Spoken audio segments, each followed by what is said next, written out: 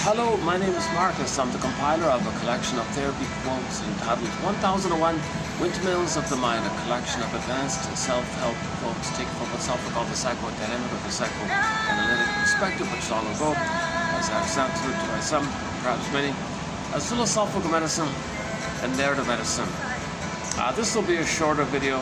I'm feeling a little, I'm not in top form today, so it's a lighter load of quotes as well.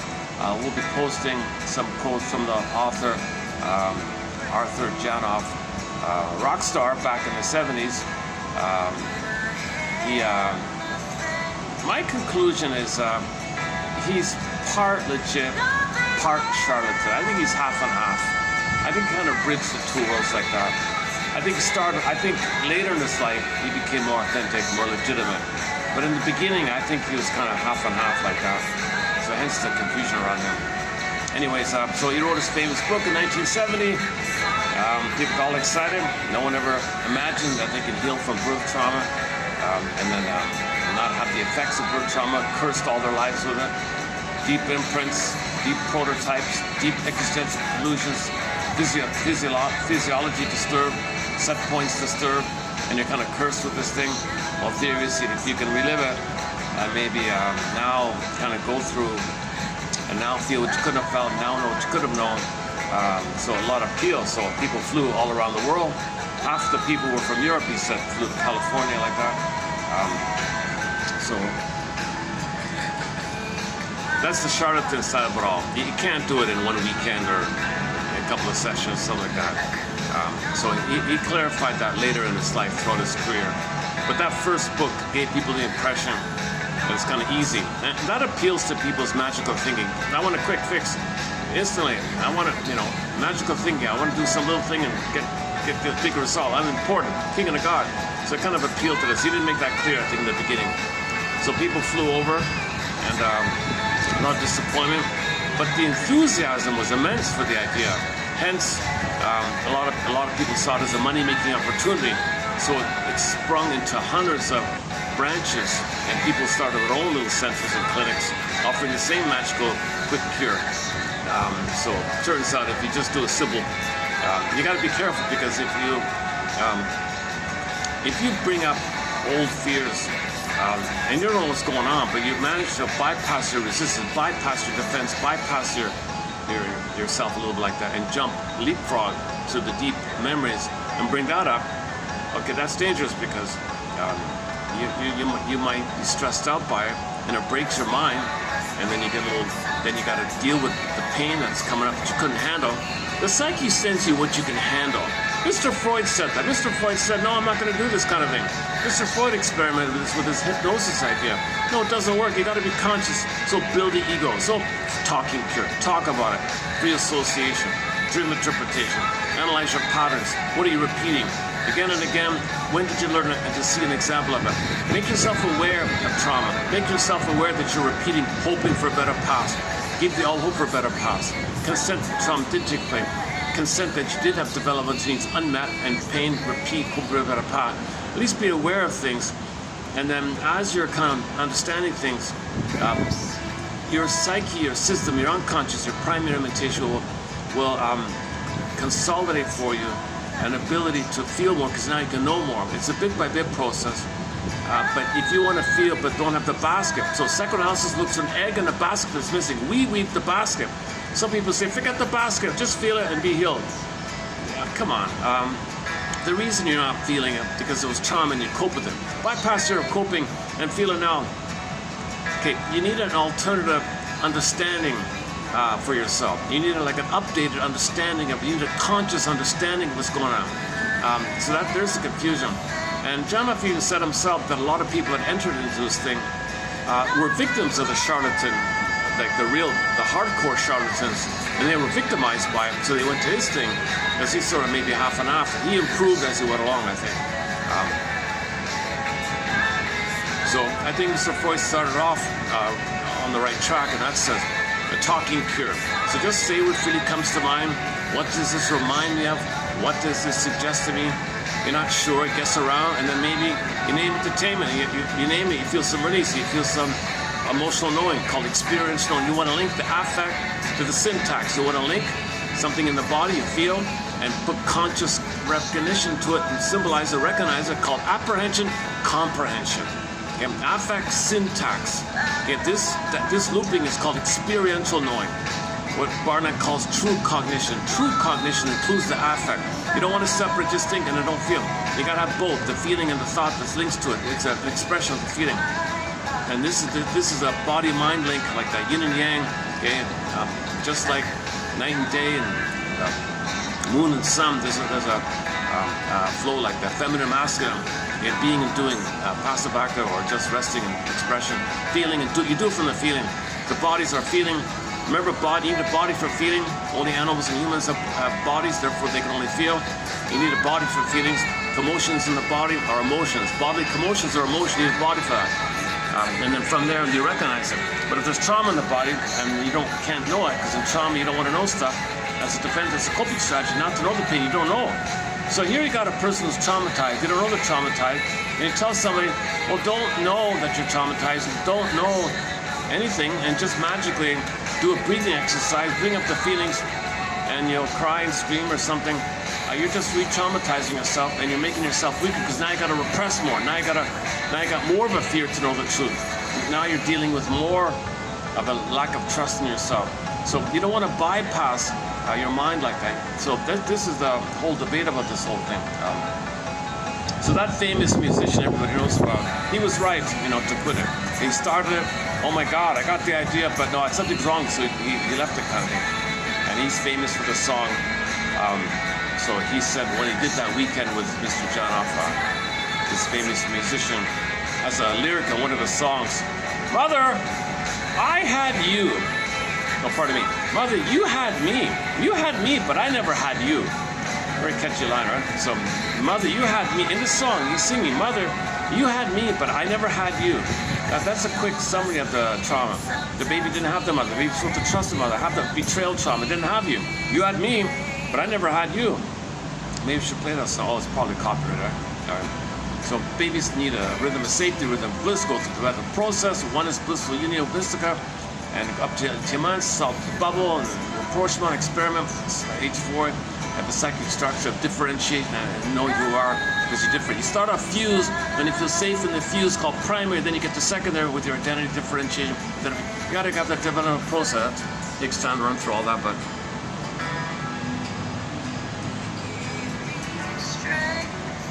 yeah, I was on the fence about doing a video today, and I'm really kind of sluggish. I'm not really fully rested today here, but I want to keep posting the quotes. So some days I'm fresh and upbeat. I tell jokes. Recently we told some jokes about the guy on the beach and the genie joke, and so we have some fun stuff. There's a kind of a sine curve in my videos. Sometimes I'm very enthusiastic with some exciting quotes, and I go into a bit of a lull. I'm kind of in the lull mode, and things will pick up. It's been like that for the past 6 years, this little wave like that. So I'm sort of a bit of a dip here. So let's just make the best of it and post some more quotes by Janoff. Excellent author, clear writer. His follow-up books, he got better and better in time. People only judge him from that first book and think he's a scam artist and criticize him and blame him for everything. But most of the damage done was done by other people. He had nothing to do with any of that kind of stuff. And he admits he made mistakes. He admits, don't judge me by the first book. I worked on it all my life. I updated next book. We wrote 18 books. The final one was in his 80s, called Beyond Belief. Excellent book about the cults and all that. Like the more pain. You can believe wild things to numb the pain. This link between fantasy and belief and to repress the pain. This whole issue discussed there. His core master book seems to be something called Primal Healing, I think. So that's the main one. Everything's there in that book, Primal Healing. And other books led up to it. Prisoners of Pain, Imprints, Primal Man is it, so on, a few others. And then the ones following it as well. I think that last book is great, Beyond Belief. We post a lot of quotes on it. The Primal Healing book is good. And this one is called, one called How Do You Get Well or something like that. How Do You Get Well, or a book like that. So yesterday we posted some quotes from that How to Get Well book by Jonathan. This will be sort of a continuation from that same book, and then I'll give it a rest on it.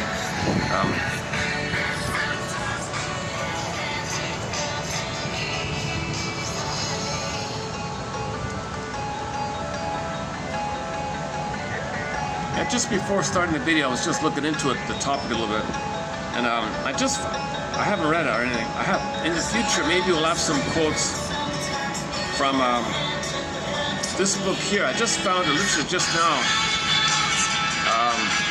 called How to Feel Real Born. Here's a book written in 1984. It seems to be kind of like a survey, like a historical overview of the whole self-help movement in this kind of area, the rebirthing and the primal and other areas. So he's got it, and he interviews people, and he's got an interview with Jan off in here, so you can see it here, right? So he covers the thing, rebirthing, its history, theories, and practices. Okay, so Jan off in here, this Leonard Orr guy. Names I don't know, and all these names, I don't know any of these other names here. Le Boyer, oh yeah, we know Le Boyer, yeah, he's in there. So all these names, except for two, I don't know. So this is earlier on kind of stuff, right? Yeah, I don't know any of these names, my goodness. So these are like earlier people involved in this kind of area. Oh, Lang's in here, this guy.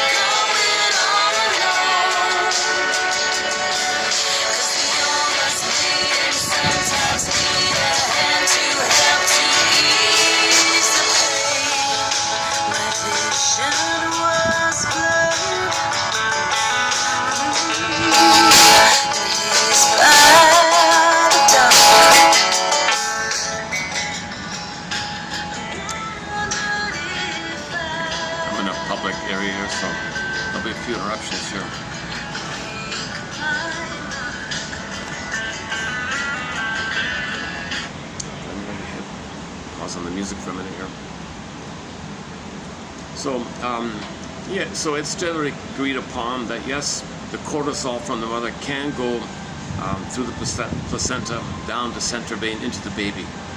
Too much stress with that, he has to adapt and things get disturbed. So when things are out of sync or whatever, it's called neurosis or disharmony like that. So the set points can be whacked. Oxytocin set points will be too low. Serotonin set points will be too low.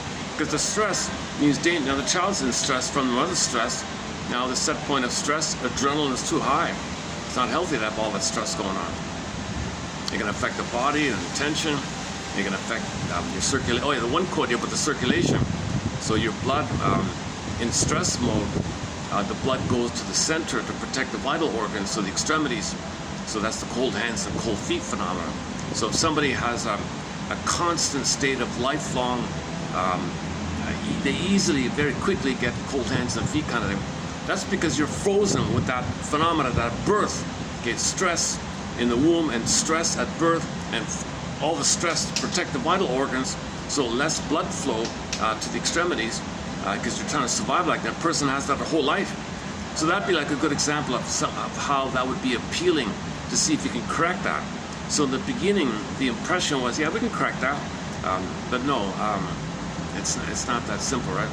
Yeah, it's a deep imprint, and as I understand it, okay. So what you don't want to do is jump, like leapfrog back. Like you got to follow a respectful, progressive, linear, gradual. What you can handle, what you can handle, what you can handle. You don't want to leapfrog it over. So people like all these experiments that were done in the 60s, they're all illegal now, right? With the mushrooms and all these things, because that all that causes psychosis. People break, have to see things on the outside. You know, he said that. You know, he said people do that kind of harmful thing with the mushroom and all that, and they bring up that stuff, thinking they're going to face their birth trauma. They're going to bring up those old primal pains of the birth trauma. You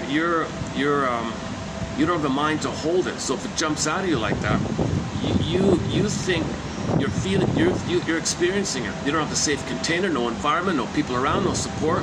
You can't hold it. You can't feel safe with somebody like that. And you just bring it up like that.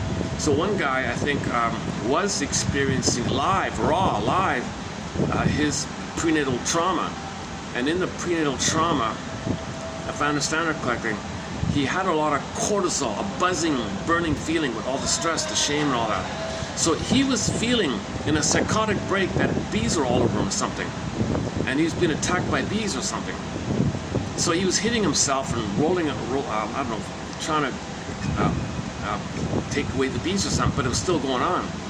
Okay, now I think ultimately he did something drastic, and you would think that he would realize that doing what he did, he'd realize the bees weren't there, but he still thought the bees were there. Even what he did would, I don't want to get into details because it's maybe it's kind of out of my zone here. I don't want to step my line here, but I'm not a doctor like that. But so he thought he had a psychotic thing, which might have been a symbolization, like a visual symbolization of the prenatal trauma with the buzzing of the cortisol. So he's feeling that burning feeling. So maybe he thought he was burning or bees or something itchy or something was painful like that. So he's reliving it, but he couldn't hold it. He couldn't hold it. So he did some dramatic thing, acting out on it, and then he did something to squelch it. It didn't work, and he kept doing it, and he hurt himself. Oh, jeez. Oh, I got a bunch of smokers in front of me here. Well, today's the day. I'm not going to be able to handle distractions if I feel like this. When I'm rested, I can handle, things happening from distractions and in front of me like that. But maybe I can just wait it out here.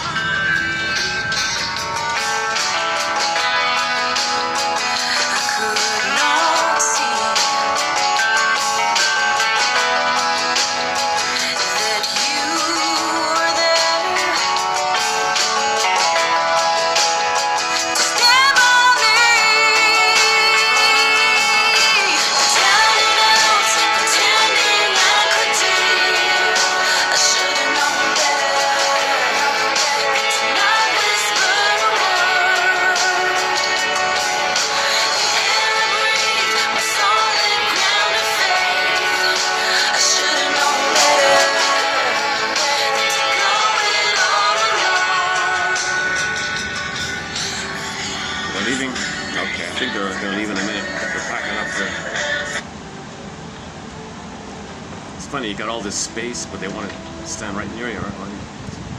Give yourself privacy. So people can't be alone. They got to be around people. I don't want to be alone or something. Aren't you alone with your mother like that? But that's not enough. I want more. I want people and my mother.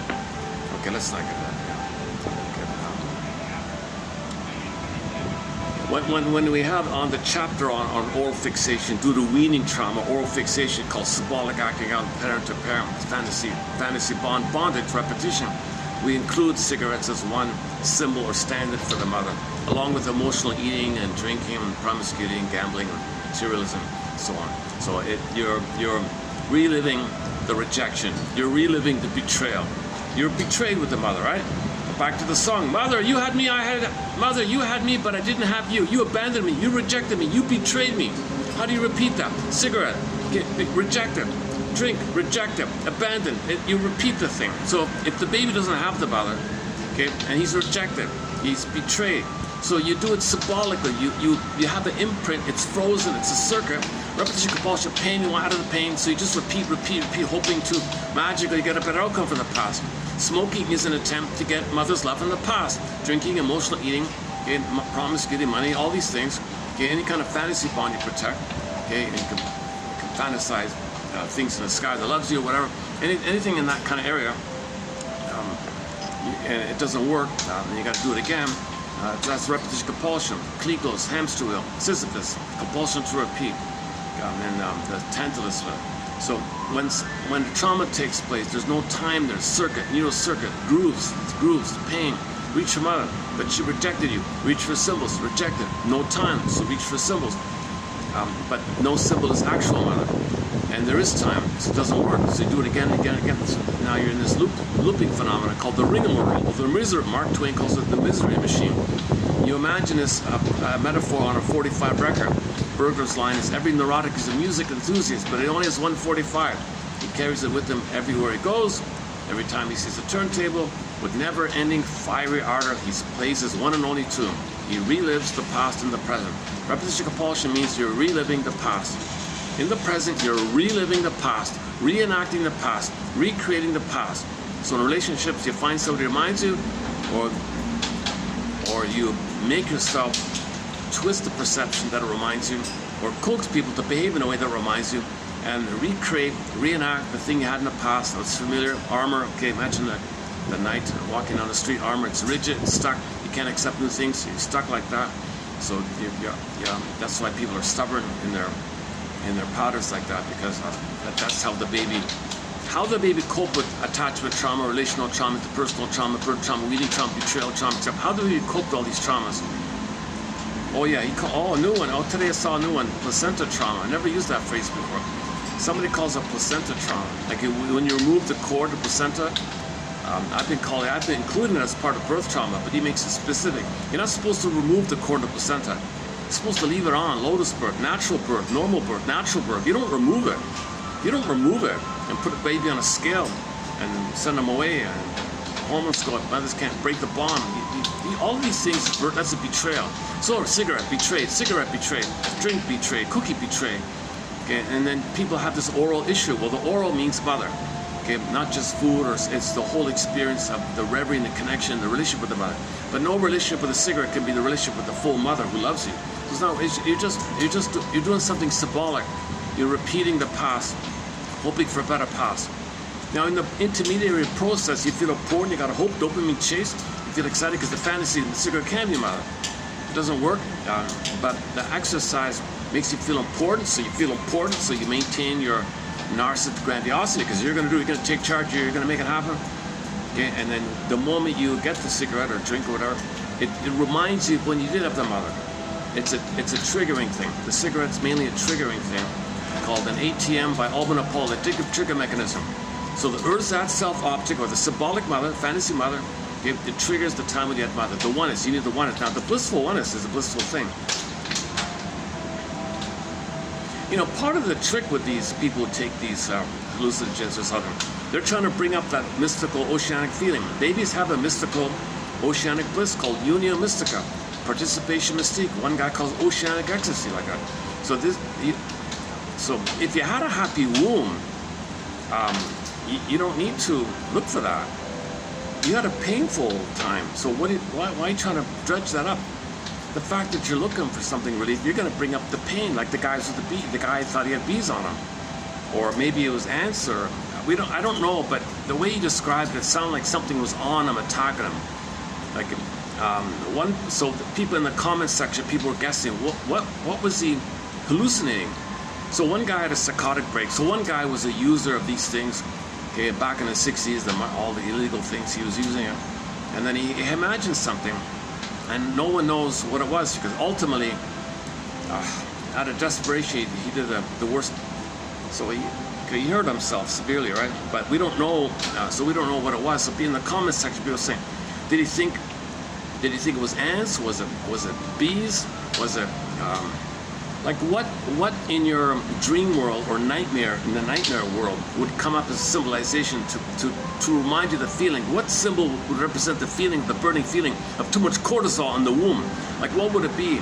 If mother's smoking, you're not breathing, and you're tense and you're stressed, what would give you that kind of feeling on your skin like that? Like if you're inside the womb, if the baby's inside the womb, and it's not a welcoming womb, it's stress in there. It's called an unwelcoming womb, a rejecting womb. Mother's in a bad attitude, bad mood, rough behavior, baby's kicking, things are scary in there.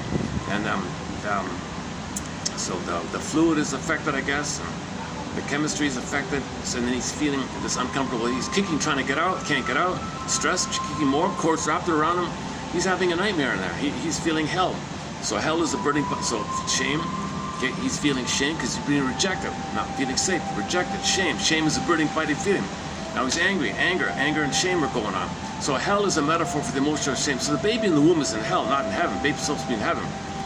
So now he's feeling heaven. So if you bring up that heaven, if you bring up that quote shame and rage in the womb area, what would he be? He would hallucinate something that brought up that feeling. So whatever it was, he was trying to deal with that. So ideally.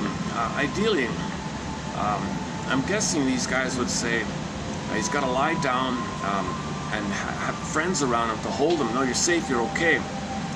Maybe they have to hold him or something.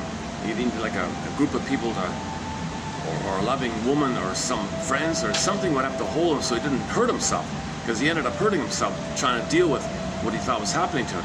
You see, that's the problem. And normally, when you don't bypass your psyche, when you don't damage yourself, you have a dream, you have a nightmare, you wake up, you're okay. It's within, it's contained. It's the barrier there. It's a protective barrier called your ego. So your ego says, oh, too much, wake up. Ooh, okay, you're okay, and it goes back down. So it brings up what you can handle. Too much, you wake up. Okay, that's the normal state of affairs, right? If you're processing feelings, now trying to feel what you couldn't have felt, okay, because maybe in the day you did something positive and you learned something and you're facing something, and now you feel safer because you're older, wiser, maybe more feelings gonna come because now you've been more of a nest. So you go to sleep, stuff might come up because you're ready to handle it. So it'll bring more up to you, the relational theme, the problem you have, the trauma like that. So you might get a nightmare, but you'll wake up, it's all contained. And then when you remember the nightmare, then you can free associate and talk a little more, and then it might have a positive effect like that. You don't want to ever break that kind of a thing, but that's what they were doing. Oh, just bypass it. So, and later on, now I've never done this kind of stuff, so I don't really know it. And Janoff doesn't spell out the technique specifically, other than just saying, well, go on, tell your story, and people are around you, and if you feel safe. And so he kind of does a variation of the talking cure, I guess, where you have a helper, and he's present for you. But see, there's a question mark where the charlatan thing comes in, because he doesn't believe in the talk. He doesn't really believe in psychoanalysis. So he's anti-psychoanalysis. Ironically, he's trying to do psychoanalysis without psychoanalysis. So he's doing the very same thing he's complaining about. But other people are doing worse than him. So he's doing a mild version. And somebody commented, yeah, his stuff is kindergarten. We're the graduate school. Oh my God, like graduate worse. He's doing mini worse. And his colleagues we're doing graduate worse. And those graduate worse are really graduate damage. And they go to elementary and they can you help me? So this worse, like advanced charlatan, the worst thing, it's called a rebirthing breathing thing. So I don't know it, but apparently what you do, well, don't do it, but if you do it, in the moment you feel something, stop, and just notice that you felt something, and get the idea that had you been aware, and you would have started to feel that, but you can bypass it just a little teeny bit, just to know about this process. So so again, disclaimer, I'm not a doctor and all that.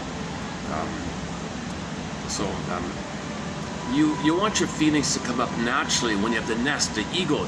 So do some reading and talking, writing, reading and talking. So study, read the quotes, read the comic section. Just think about, right? Just guess around, free associate. Then the feeling will come up. So just allow, but just to know the idea that a feeling would come up, just to have the sense that a feeling would come up. If you did know, you can get a tiny teaser of it and then just leave it at that. It's harmless. It's no problem. So you do the breathing. The breathing thing is, all you do is have a circular motion in your breathing, whereby you're aware of the circular, but on the exhale, you just let it slightly longer than normal. That's a familiar yoga breathing exercise, right? But you want to maintain the circularity of it. And when you allow a little extra, that implies you're fooling your body that you're safer, because you would breathe better. You would breathe more deeply if you're healed. So you trick yourself, you trick your body. I'm healed. See, I'm breathing better. Oh, then more feeling will come up. That's a little trick like that. But then stop. Then you got the feeling. So if you are healed, you would breathe more healthily. Right? Your physiology is better when you're healed. When you're analytic and healed and all that, your physiology is naturally. But just to get the idea that more feelings will come up, you can trick your body that you're healed. Hey, body, I'm going to trick you. I'm going to trick you that I'm healed.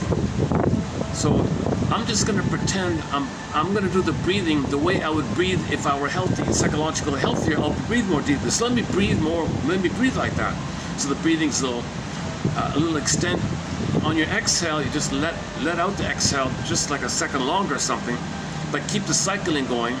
On the exhale, it releases a little longer, and you breathe, and you allow the breathing in. So you breathe in, and the exhale is natural. But when the exhale is to its end, just allow a little extra, just like a half a second, a little extra, and cycle up the breathing. You breathe up, you inhale, and then exhale. But on the exhale, just allow like a little half a second extra, and then inhale, exhale, a little extra. And this, if you do this for a few minutes, you're mimicking the effects of being psychologically healthy, because now you feel it. So now the feeling will come up, assuming you can handle it. But you can't handle it because you don't have the awareness. So you'll get a lot of feeling. Whoa, what's this? Where'd this feeling come? You can't handle it. So it retreats back in. But at least you know the idea here. It's a talking cure. First, you want to now know. You want to build a nest. Then the feelings will come in. Okay, the phoenix and the firebird, the soul will only come back, okay, when you have a proper attitude, when you have a proper awareness. Okay, we recently talked about that film, the Sophia Loren film called Sophia Loren, 1967 film, Italian film called More Than a Miracle. Okay, so it's a fairy tale, dream world, right? So the feeling self, the embodiment self, the feeling real life self symbolize animal, soul, princess. So princess, okay, she was thrown in a barrel, sent down to another water, to another place. So a metaphor means exile. So the soul is exile. Okay. The soul will only come back if the attitude of the person is healthy. If the attitude of the person is still narcissistic, represented by that Rodrigo guy, the arrogant prince guy, then she rebel. I'm not coming back to the body. You're not going to feel really a lot better. Your feelings got to come back. With that attitude, your feelings won't come back. With that negative attitude, without awareness, without knowledge, without consciousness, I'm not going to come back. So Sophia Loren wouldn't come back. But the prince said, "I'll come back." No, I'm not. So they were battling, right? So it's called Cinderella Italian style. She's a little passionate girl, but it's good because it's making it clear that your soul won't come back to you out of force, out of pedantic attitudes, out of arrogant narcissistic attitudes. So the rebirthing move is a narcissistic. No, just give me back my soul. Let me pay a fee for the weekend, do the thing, and give me back my soul. No, it won't come back. Sophia Loren will say, "Back off. I'm gonna hide away." It won't come back. Snow White won't wake up. Rapunzel won't come back. Okay, the princess will morph into a bird and fly away. It'll go further away. The princess will morph into another bird and go up 20 tunnels, down 17 caverns, across 47 mountains, down another cavern where the light is never shown. It'll exile further. You're hurting yourself when you do this, right? So finally, the solution, when the person did lose his narcissism, did stop thinking it was all. Narcissism means you're in a solipsistic bubble, you feel entitled. One day, a cookie will give you mother's love in the past. And the cynicism, shaming others, okay, maintaining your defensive structure. You'll heal by maintaining this tie that mother hurt you, and you're going to still be loyal to mother hurting you and stay in a narcissistic mode because that's a tie to the mother, and you think one day you'll get mother's love by doing so. This kind of, no, you got to give up such loyalty. The bondage, that's called the fantasy bondage. When you give that up, So when you're aware about that, so when you're aware mother failed you, couldn't love you, so give the all hope for a better child in the past, consent that it did happen. Okay, she was impaired, she had her hope for a better past, she wasn't emotionally available, she was so blind, she was facing her unprocessed trauma, so she wasn't available, so admit all that. Okay, then there's a recognition of it. Then you realize, oh my God, isn't it bittersweet? I was trying to save my mother, so if I could save her, she'll love me. But this is a memory in my mind. She might be long gone. Okay, Twilight Zone, one life first, early emotional problem, closing narration. And Twilight Zone, we did enter several Twilight Zone episodes, sort of this topic here, Gabe's story, especially Gabe's story, and a couple of others. So then you consent. Then back to the Italian film. So when he did lose his arrogance, his sense of entitled, the world's open, you do what I think, people are props to serve me. I'm saying I'm a baby, you're symbolic breast to serve me. So he demanded narcissistic rage. So he's a narcissist, right? It's basically about narcissism. So when he could release the narcissism, it's the death of the old way. It's the death of narcissism. That's the birth of new life. So the death of narcissism, when you recognize this narcissistic setup, then you realize, I don't want that. It's too costly to be like this. Then the soul comes back. Then Sophia Loren comes back. When Sophia Loren comes back, then the person's embodied, you wake up. So Snow White would wake up, kind of thing. Or in the fairy tale, there'd be a marriage between the princess and the prince. Now, the prince means masculine, doing from the feeling. Inside out. The feeling, you have the inside, then the out will reflect it. Oops.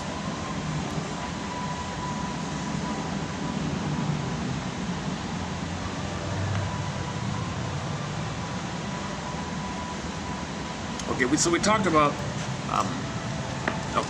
So let's leave it there for the Sophia Loren film. I played one of the songs in there by the song.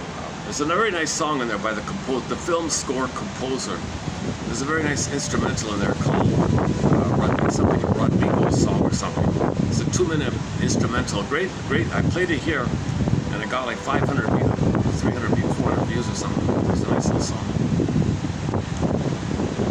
I haven't even seen the film yet. It's a fairy tale, Cinderella Italian style. So the whole thing's like a dream. So personification of the energy that's trying to link the unconscious to conscious. This was the flying monk idea.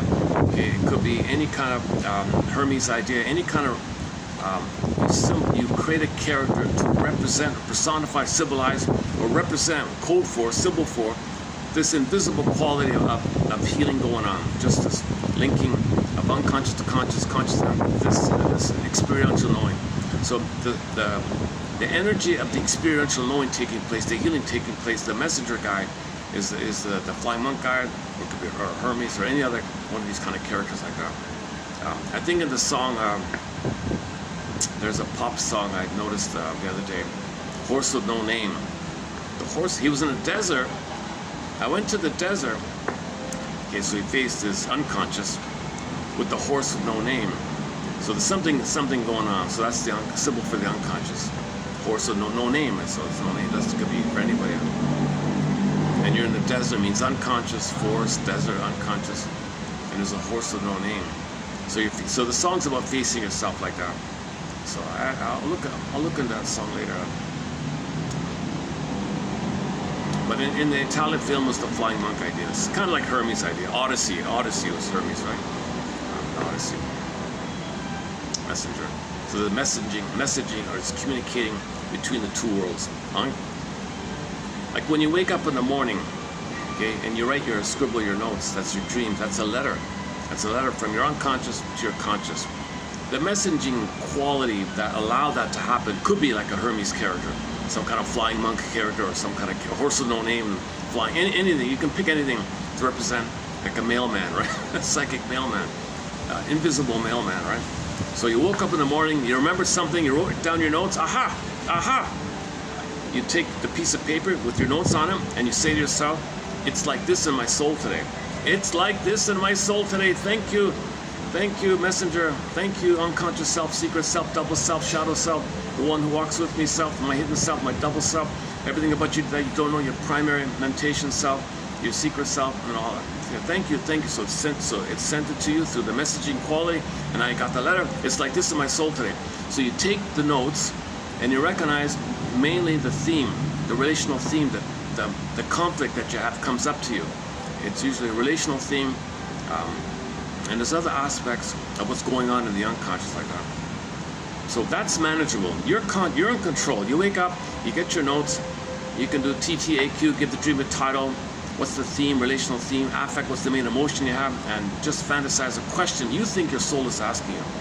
If your unconscious self, your hidden self, your secret self, your double self were to ask you a question in these notes, in this letter to you, what question might it be? And you make that question.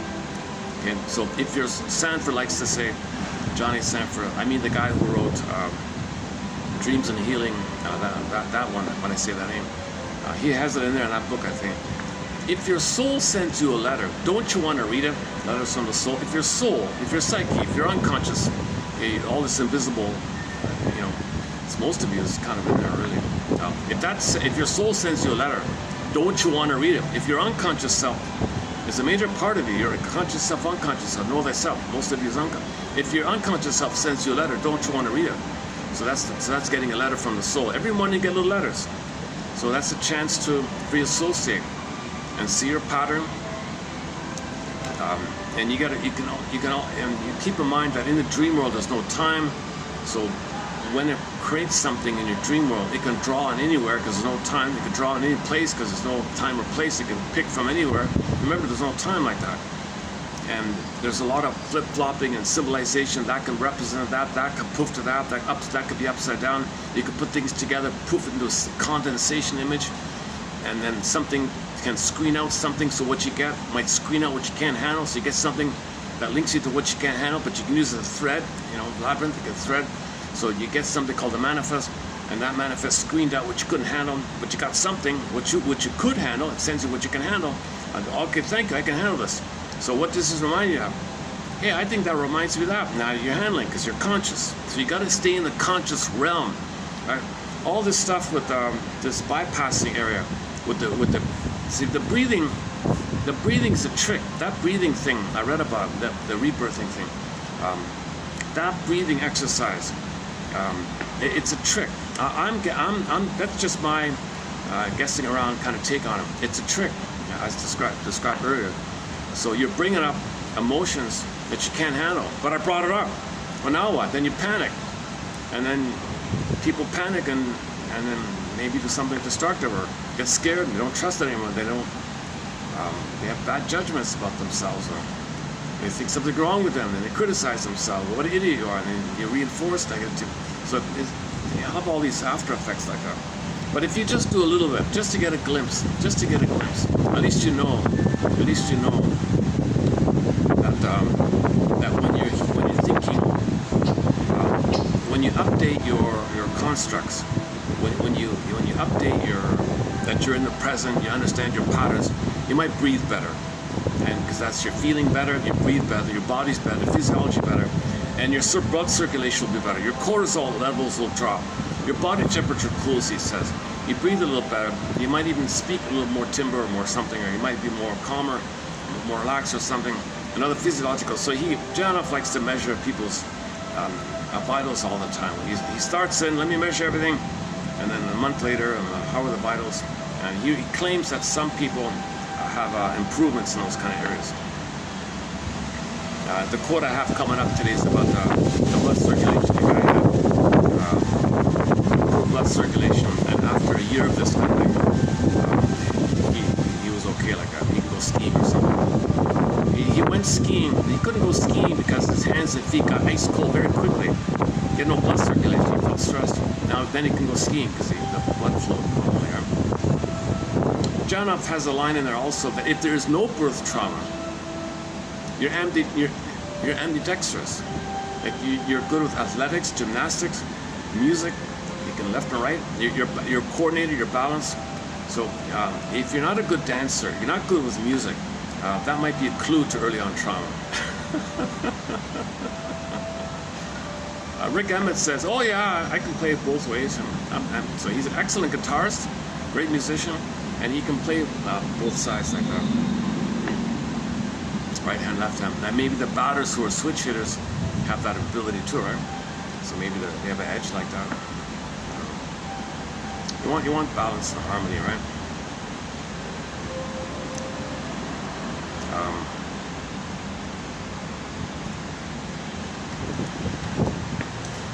So when there's trauma, we repeat, hope for a better past, right? That's called dysfunction, because the present not the past, but your unconscious doesn't know time. All time is that time. You're reliving all the time. Okay, I often talk about artificial compulsion in these videos here, so maybe I'll just leave it there as just as a note. Any other opening remarks before we read the quotes here?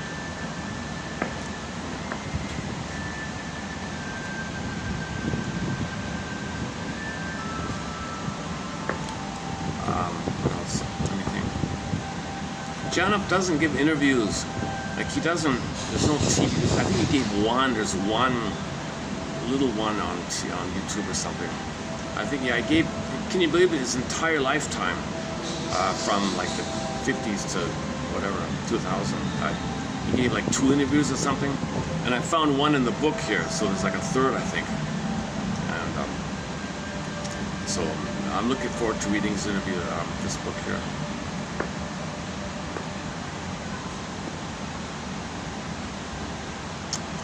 So he wrote 18 books, right? And focused on the centers and all that.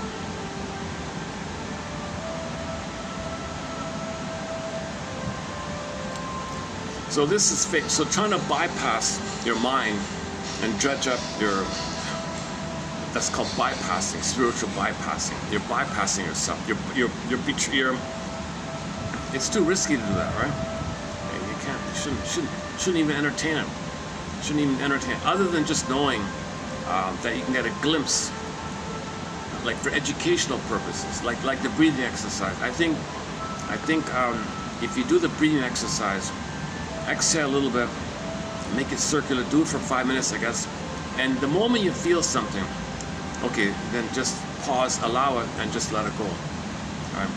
Because if you continue, more feelings might come up, and you might panic and have a stress reaction. You might attack yourself with stress, and then if you attack yourself with stress, then you're conditioned. Now you're afraid to feel that again because the pain will come up again. But just tolerate what you can handle and let it go, and stop breathing. Let it go. Just notice and let it go. Like that. You don't want to go over into panic mode. But like that guy with the bees, he went into panic mode. And poor guy's a goner, right? I don't know the details. Some guy, it's a mushroom, one of these old mushrooms. So that's one of the reasons they made it illegal. So it's illegal, this stuff. This campaign to legalize this back in the 60s. There's a real dark shadow agenda like this. Guys like Mr. Groff, and he seems to be the main one. There's some guy in Alberta, I forgot his name, some Erie guy, Saskatchewan, Regina or something, forgot his name already. He's clearly a cynical character. How anybody would trust their soul to someone like him, like beyond me. There's a documentary about him, forgot his name. Him, the guy Groff, and a few other names in that kind of 60s area. So they finally banned it. No, this is you're hurting too many people like this. Freud told you 100 years ago, don't bypass this, just talk. He said hypnosis is useless. This is worse than hypnosis. Oh, it's graduate school, he says. Oh my God. You don't even have elementary school. You want to leapfrog to, you got to step baby steps. So people are looking for magical quick fixes, magical quick fixes. I kind of get it. It's appealing. It's kind of it has a logical appeal. Like when I read that myself, I had the fantasy. Gee, I wish I could go to California and do this thing. And then I looked at the price. Oh my God, you got to be kidding. So forget it. Man. This is just for the well. This is for the extremely, because of the high demand and no trained people. The price is through the roof. It's unmatched, and the average person can't do this kind of. It's kind of like psychoanalysis, I guess.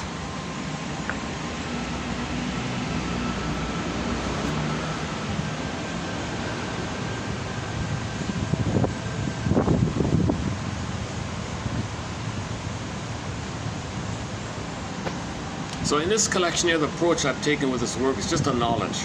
He's a good synthesizer, good researcher, good writer. So I just focus on the knowledge. We don't cover primal therapy here. That's the one thing I don't want to enter into. I don't know it, I haven't done it. I just want to put that aside kind of.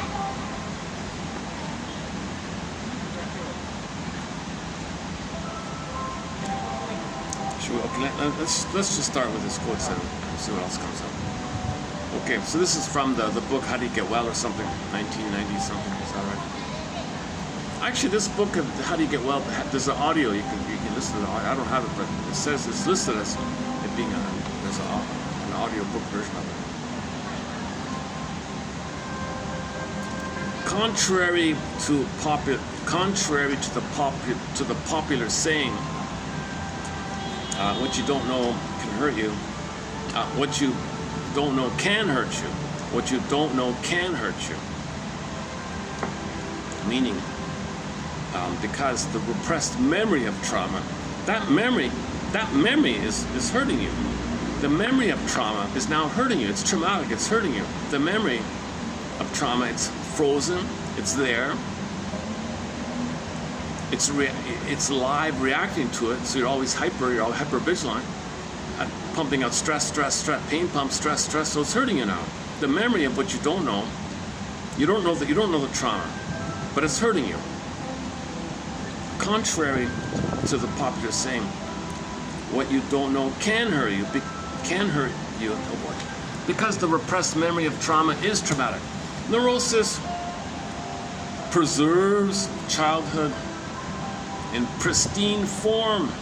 Okay, neurosis is the petrification, the freezing of this conflict, of this trauma, and it's repressed. Metaphor, the grooves, the neural circuits metaphorized as a grooving on a 45 disc record. And you carry the record, usage, reel off, every day reel off the past and the present, repetition compulsion, hamster wheel, the present, the reliving of the past. You're not living in the present. You only understand the present in a material sense. Pay the bills, drive a car.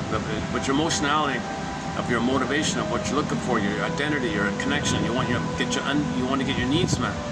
So you're just using the present in a trance, hoping to get your needs met through substitutes. Doesn't work. Substitute is just symbolic. Symbols are not real. A cigarette is not mother. A glass of whatever is not mother. Man.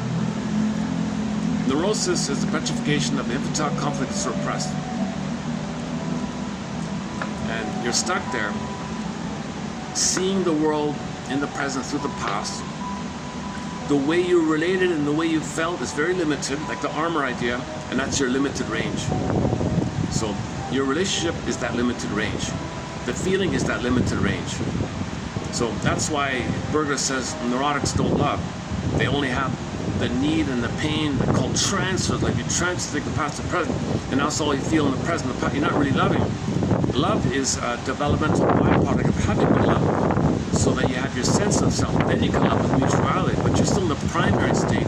That's fusion. You don't love with fusion. You got symbiosis. Symbiosis it's a blissful thing. Honeymoon, it's chemistry, but that's not love. Love is person to person, triggering the blissful euphoria where you're one with the mother, non-differentiated union mystica ecstasy. Blissful oneness, that's not love. It's an ecstatic feeling, mystical, ecstatic, wow feeling, I guess, right? But that's not love. So somebody reminds you of your mother who hurt you, woo, fall in love, Cupid's arrow, just one look. That's not love, because you're just triggering the blissful wiring that you have. That person just triggers the one who hurt you. Now you're back there, oh, there's mother. The person in the present is a quote-unquote emotional reincarnation of your mother in the past. It's just a triggering thing. You don't even know the person. You just saw them 1 second. Oh my God, I've known you all my life. You're my first, you're my last, you're my. It's just a triggering thing. Fantasy trigger. Okay, called limerence. Sometimes called limerence, infantile love, puppy love, passionate love, infantile love, spellbound, lovesick, love madness. It's not companionate love. I statements, where you together, you support the we and both grow. The marriage becomes like fine wine because you're growing because you communicate, do something good for both of you. You're not fighting for mother's love in the past. You be my mother in the past and give me the love that I should have received in the past. No, you do it. No, you do it. And you're back and forth fighting. They're not parents like that. Kids escape. Kids play roles. Spurs to tension. All this. The family systems theory recently discussed. Popular to the contrary. I can tell when I make a lot of speaking mistakes. It's whenever I don't get like a full rest or something, I have a hard time speaking. Contrary to the popular saying, what you don't know can hurt you, because the repressed memory of trauma is traumatic.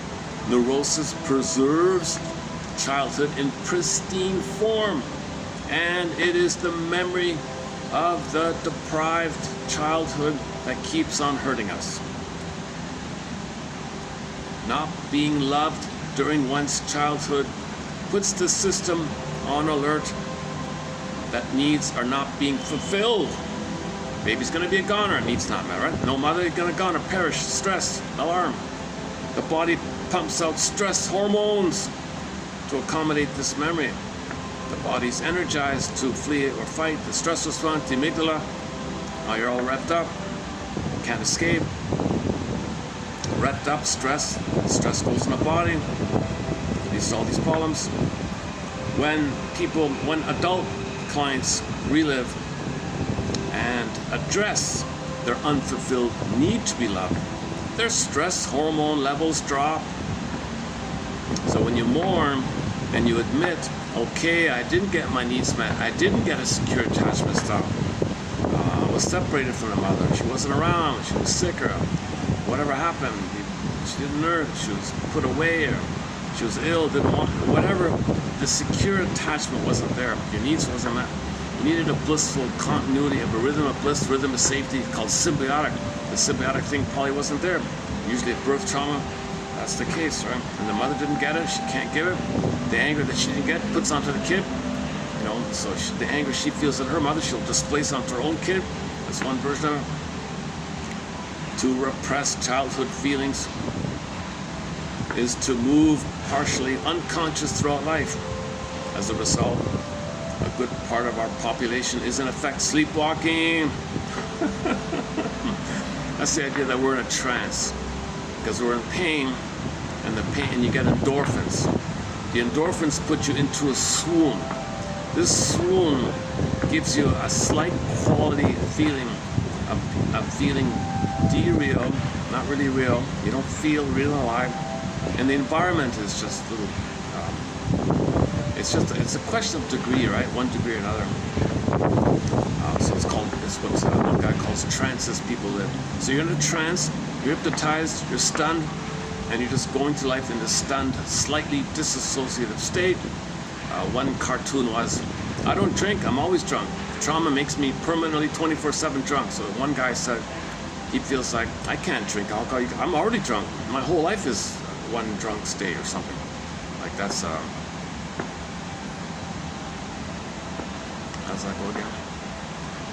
As a result, okay, so we commonly say this, right? People are sleepwalking through life, going through the motions in life, living the provisional life, living the unlived life. When does life begin? Something's missing. Similar idea. Okay, in the fairy tale, the pin goes on the collar, the emotional body goes flat, and you feel kind of numb. You don't feel real alive. You don't feel real alive because Snow White is in a coma. Okay, Snowfield Loren is on the other faraway place. Well, her name was Isabella. All right, in the film, her name was Isabella. I hope to watch that film. Yeah, it was like a fun kind of film. Comedy, fantasy comedy, fairy tale. There's English subtitles, right? There must be. Oh, it's got to be in English subtitles. Well, what am I talking about? It's in English. The clip I saw was in English. Yeah, the film is in English. Yeah, okay. One keeps on going to avoid the feeling that there was or is nothing one could do about one's early situation. When the brain is occupied with this continual repression, and that's Janov's main line, is that we're in the age of pain. That's repressed time. So he says all of our problems are due to too much repression. Repression is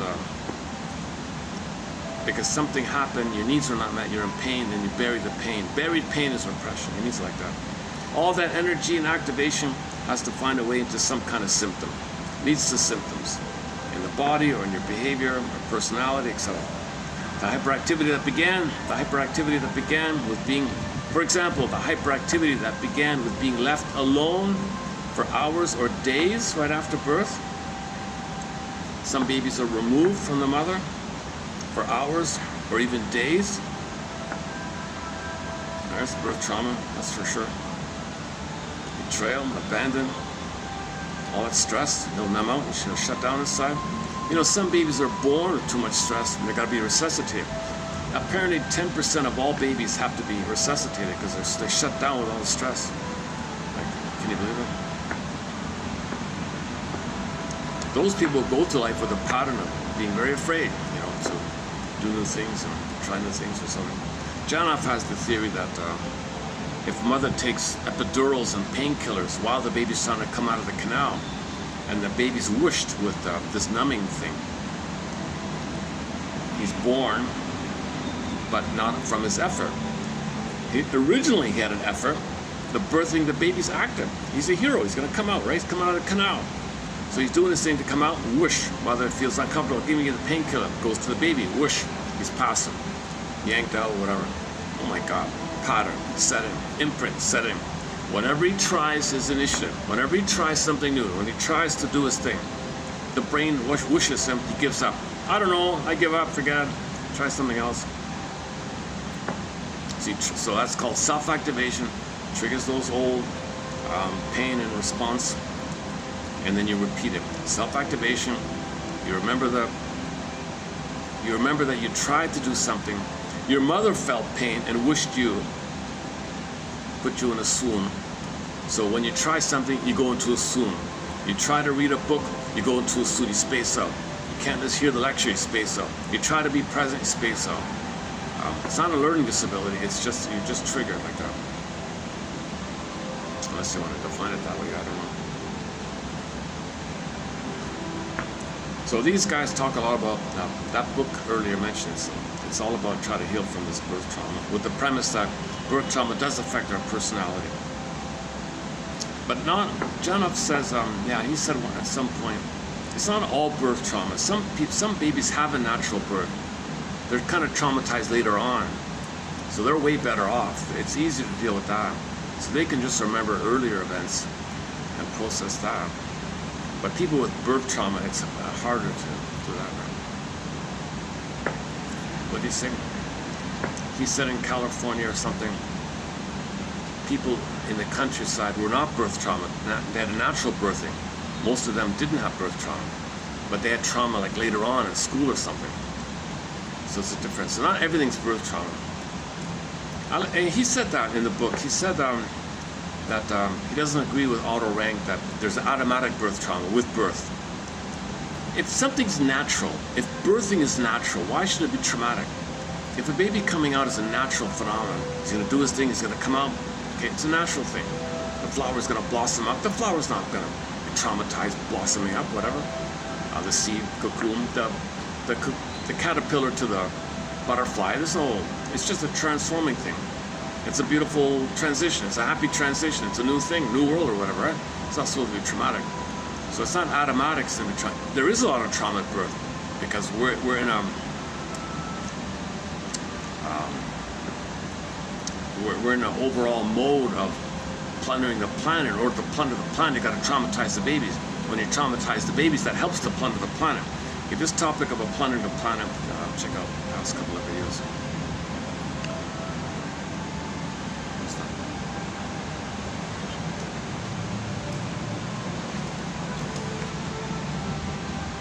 I feel like I give myself a little permission for making all these mistakes when I disclose that I barely got a full rest. Yeah, I'm using caffeine to stay awake. I took two coffees to stay awake. Half of me wants to have a nap. the coffee. I wanted to get the video out, yeah. I've got a huge backlog, like I'm like 30 pages. So I'm in the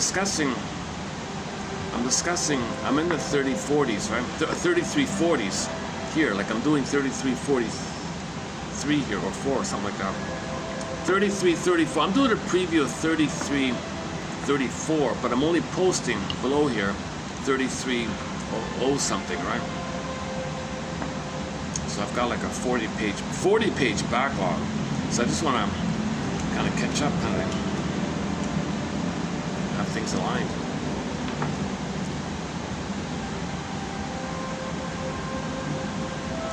Okay, did we do a sleepwalking one? All right, people are sleepwalking.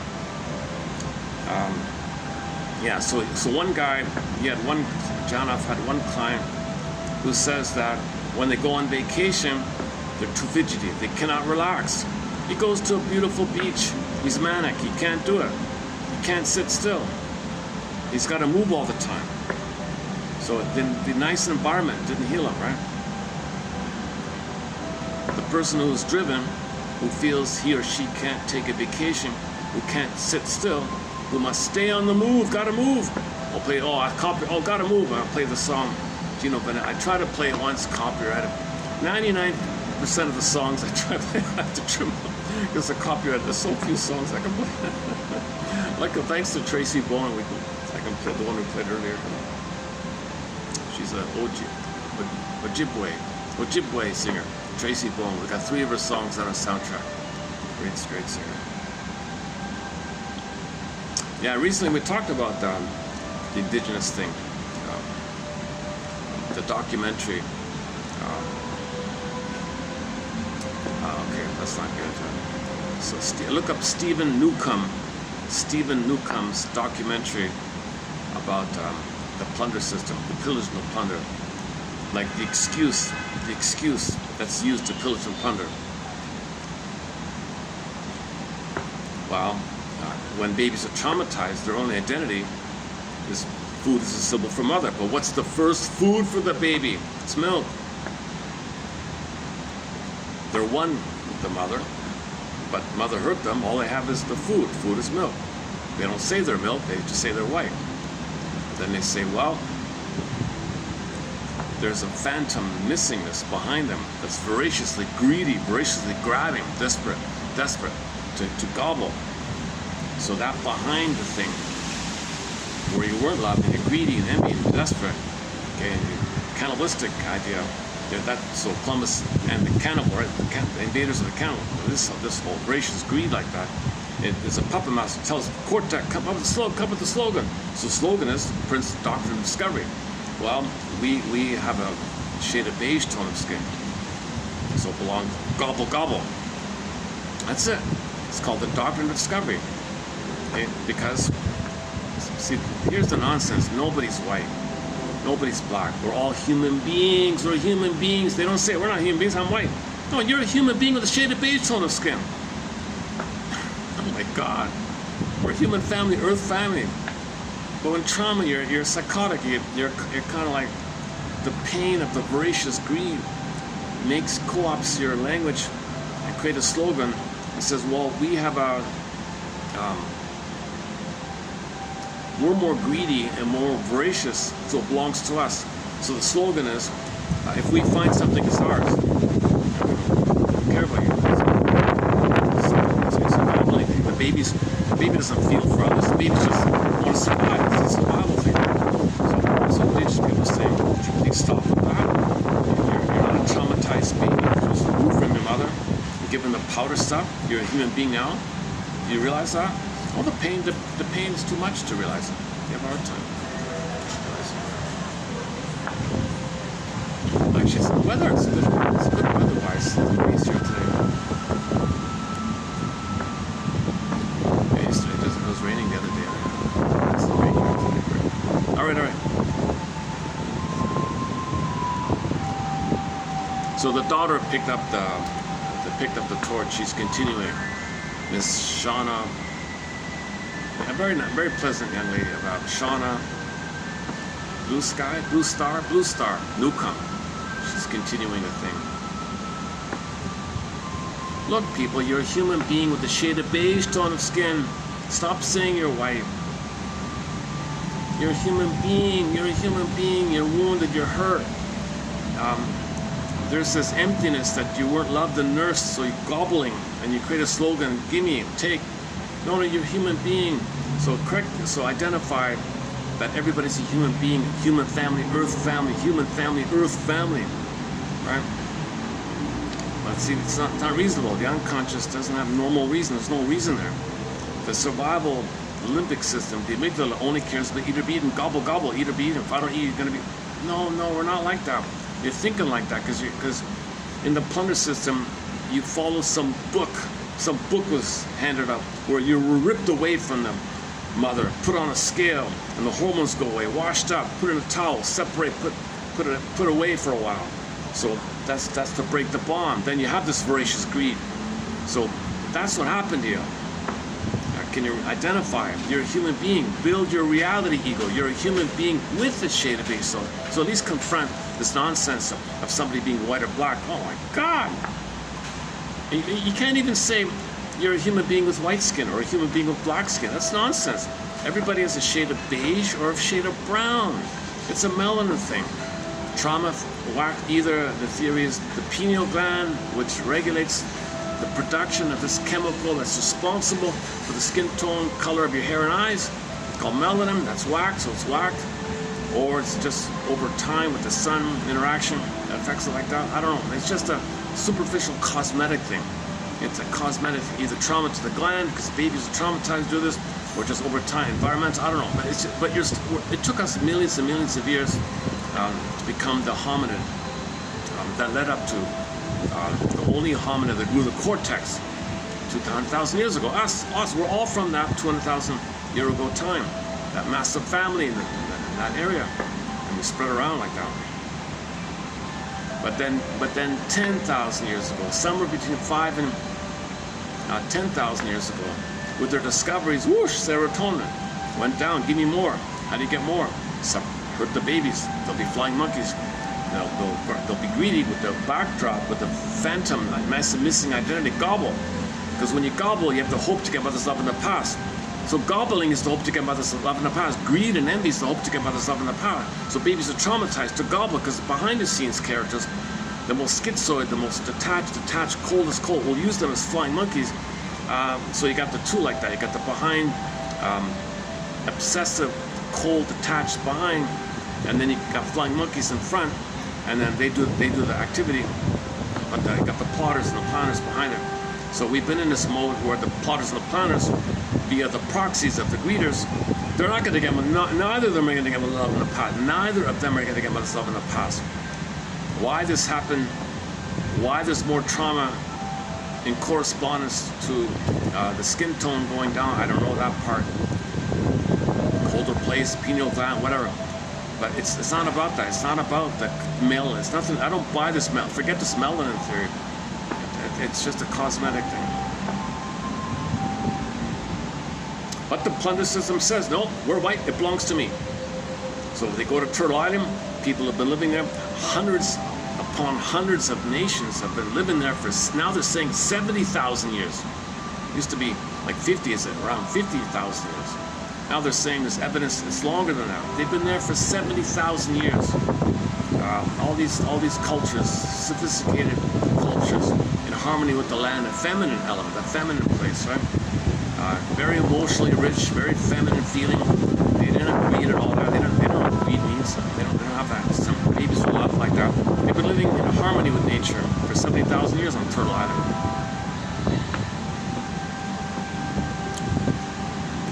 Well, then, okay, so then the most traumatized came over. Click slogan, gobble, gobble. Why are you gobbling? Well, the back, the emptiness of me is voraciously hungry. My inner child, my inner baby that never got love is voracious. It co-opts my thinking to make a slogan that automatically my identity is milk.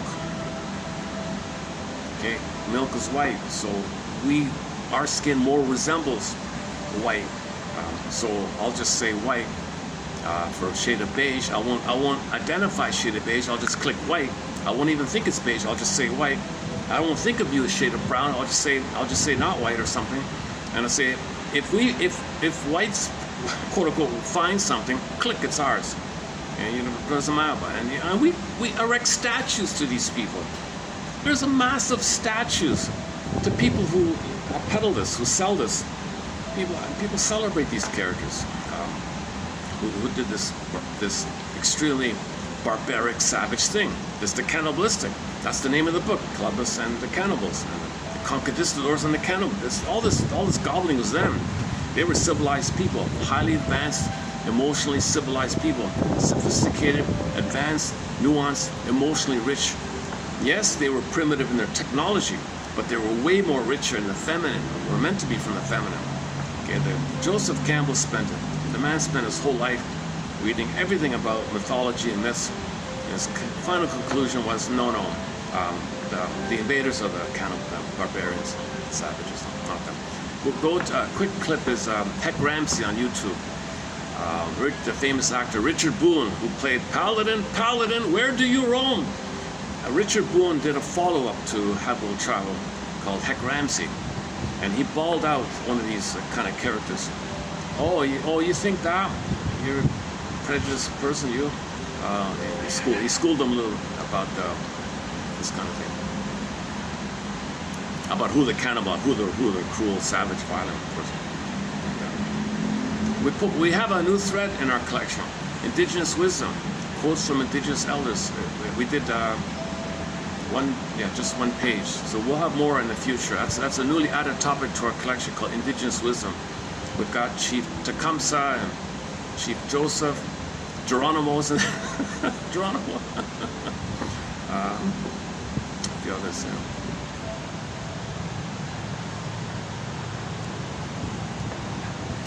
Yeah, so our featured music is from Tracy Bone, the Ojibwe music.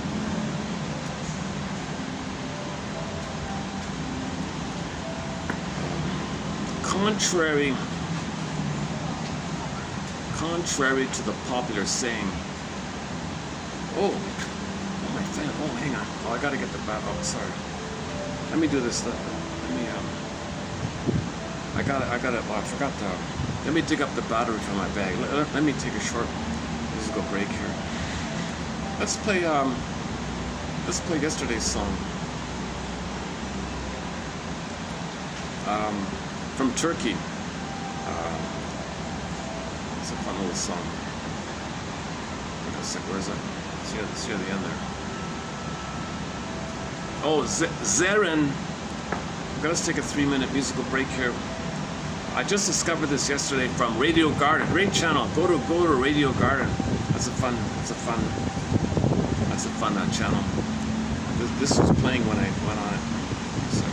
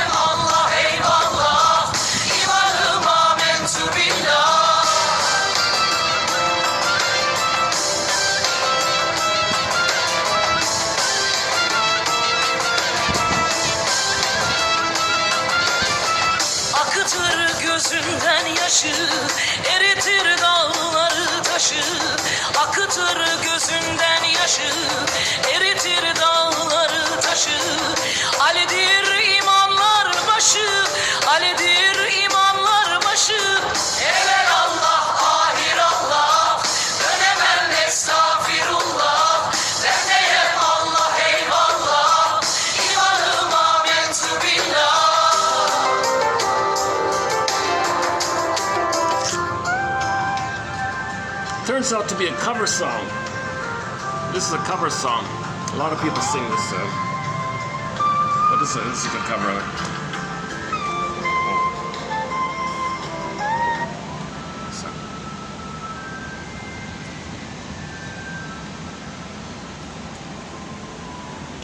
Yeah, from Turkey we've got songs from Devrim Kaya, a great singer. That's a great song. She's got a great song called Humukusu, about grief and all that. One about the fig tree. And Sir Tabarenner. There's a CD, a compilation called Turkish Groove from the Putumayo Company. A few good songs in there, and several others. Okay, let's go back to California. This really has a California kind of vibe to it, right? This whole Janov thing. Where are we here?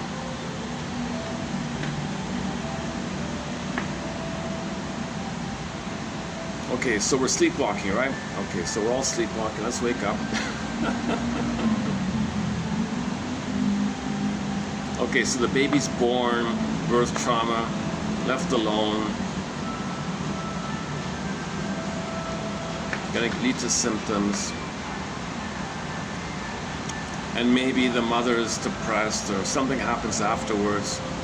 The childhood, growing up, the father is absent or in a bad mood or alcoholic. These things compounded. Neurosis is everywhere and nowhere. Neurosis is everywhere and nowhere. Invisible at first glance, yet very visible in its psychophysiological effects, in how we behave and in our state of health.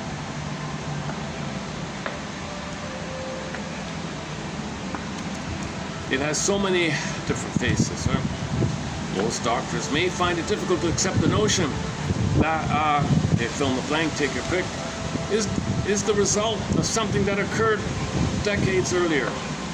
Traumatic memories preserved in pristine form. Oh, okay, back to the hallucination one. One guy's hallucinations, this man's hallucinations may be an offshoot of historical imprints, some, 50 years earlier, and are no different from the physical symptoms that may show up decades after the event. Neurosis and its physical manifestations is a lifetime sentence from which there's only one option. Consciousness. Only one option. Consciousness. There's only one option. Consciousness. Age of self-awareness. Age of self-knowledge. Age of consciousness. We're meant to know ourselves to heal.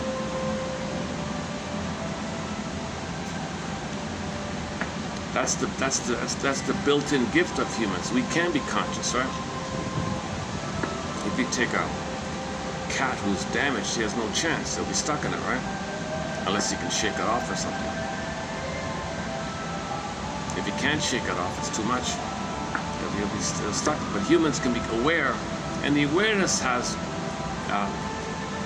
the triggering ability to release the innate forces of healing, the innate process of healing, the innate physiological. Because there's a desire for healing. When something's wounded, we're trying to heal.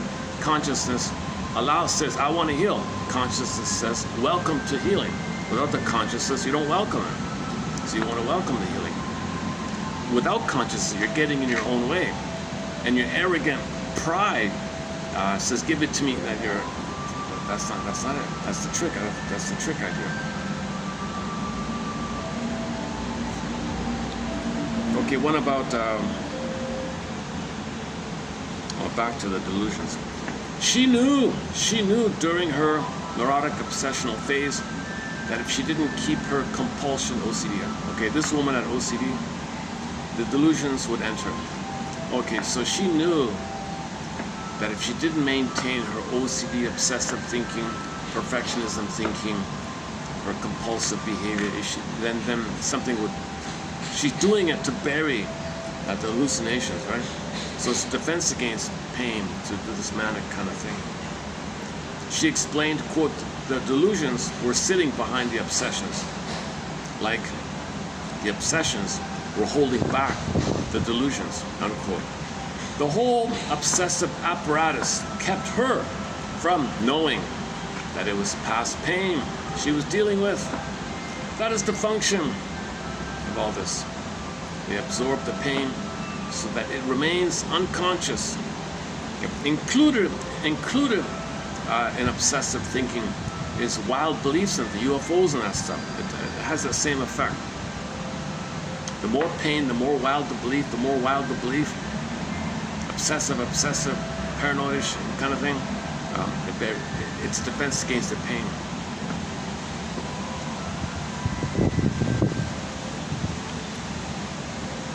So the ruminating is due to a failure of emotional processing. Right?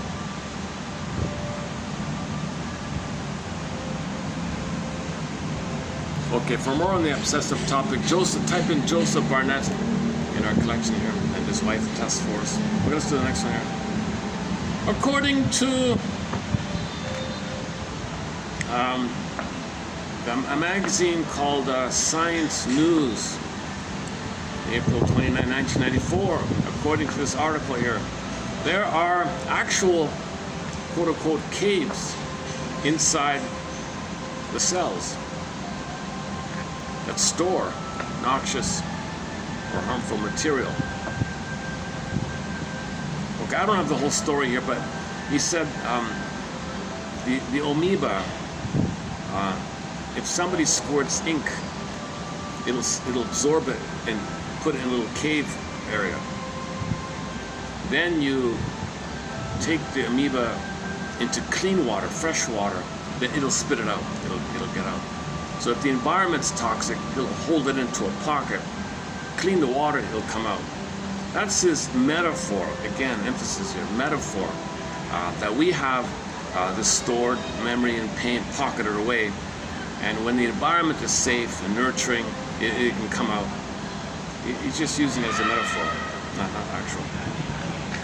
Okay, there are actual caves inside the cell chambers that store noxious or harmful material.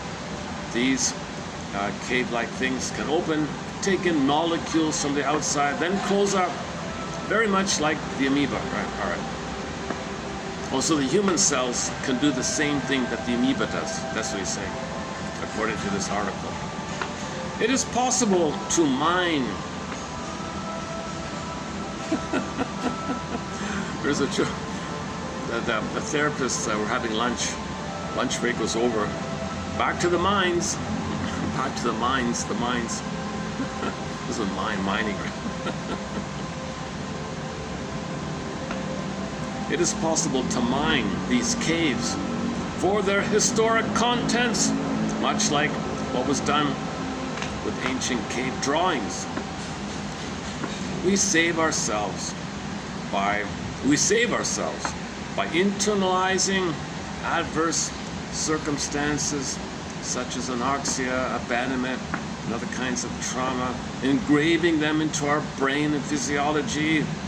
Repression preserves our childhood traumas like a fly in amber. The hopelessness of a young child who realizes his parents cannot love, the helplessness of a child sent away, the despair of a child whose father can never be a caring man, the sadness of a child whose mother stands by while the father hits him.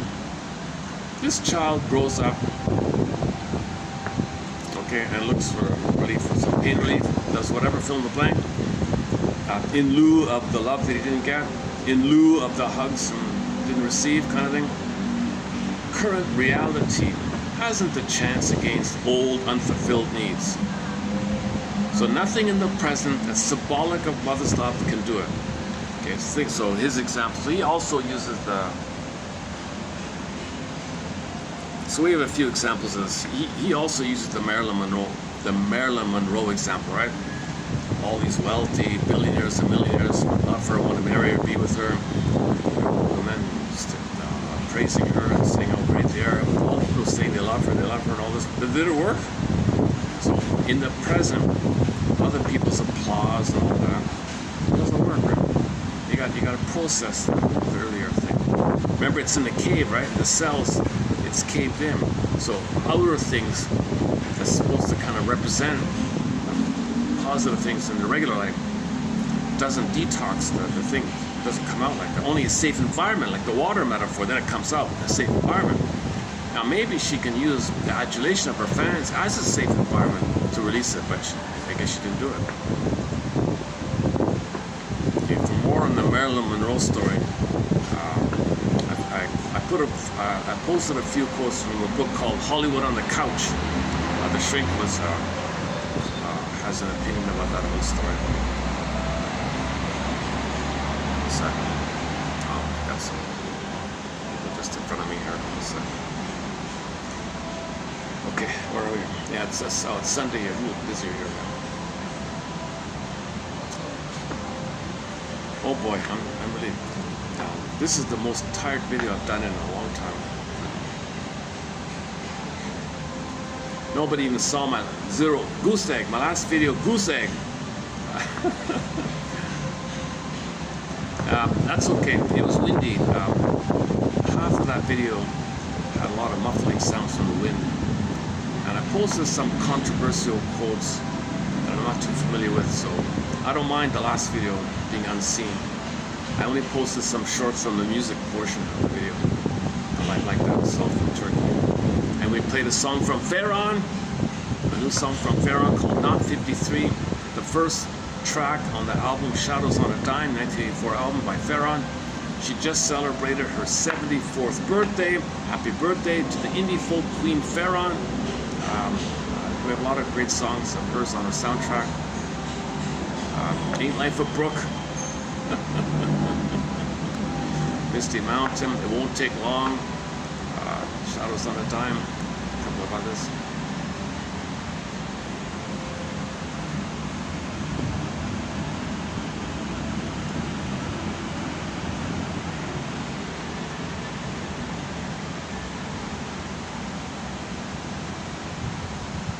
Where are we?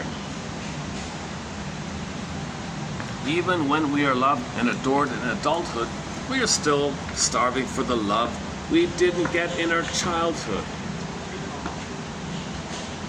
Even when we receive a heap of praises in the present. You see, people praising you or giving you approval or looking at you or saying you're great or amazing, that's the failure. You're not going to get it. But you're looking for it, but it's not going to work. The baby wanted once the mother, a symbiotic, warm interaction. Rhythm of bliss, rhythm of safety, her reverie, her attunement, her presence, her love, skin to skin, like communication, like she sees you, you're present, you feel her presence, skin to skin, body to body communication, affect to affect through the skin to skin, skin's like a bridge. This is a warm, intimate, tender oneness phenomenon, right? Veiled, you look for it symbolically. People look at you, people say you're great. Doesn't give you that what you can get. So you can have. So one pop diva said she had 1 million people cheer for her. She said, "I always feel lonely. It doesn't work. I endlessly feel lonely, even though millions of people cheer her on stage." She said. So same thing with the professor. Yeah, one example is the professor. He was never heard as a child. He was ignored as a child. He became a professor, gave lectures his whole life. For 50 years, whatever it was, he gave lectures. At the end of it all, he said, "You know what? I've never been heard in my life. I've never felt heard in my life." Even though he had tens of thousands of students listening carefully to him, making notes, listening carefully to him to make notes, to pass the exam, semester after semester, year after decade after, this going on for 50 years, thousands, tens of thousands are listening to him. It didn't undo that he was never listened to by his mother.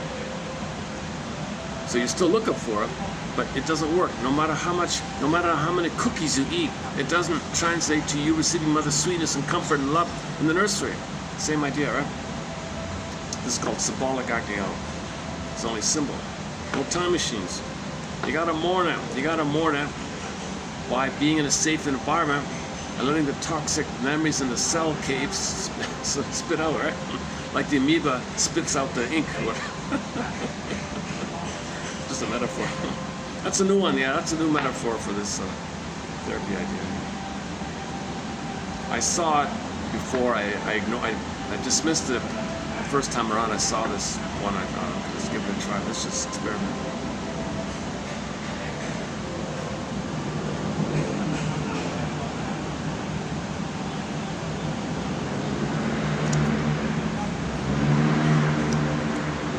Oh yeah, so this, we know this, right?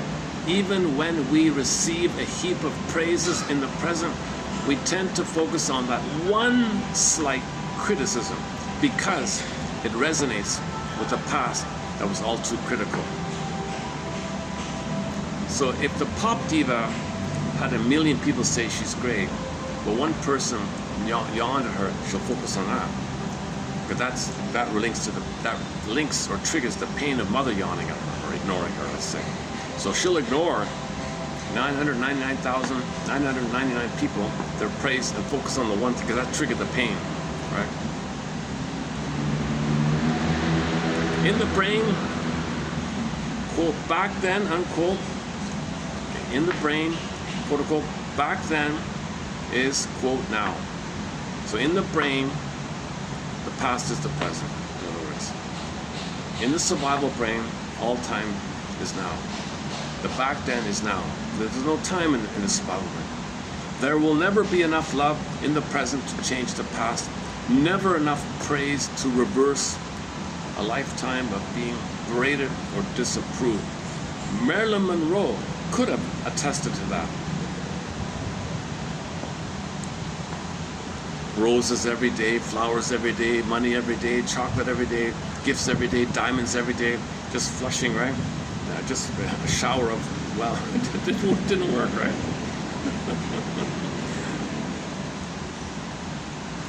She's got to feel safe with somebody.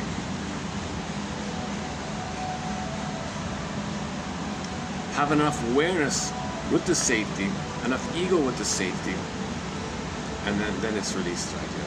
Like the ink in the amoeba, it's released. Called grieving, called mourning, called abreact, catharsis. Like that. Experiential knowing, emotional knowing. Phoenix, Firebird.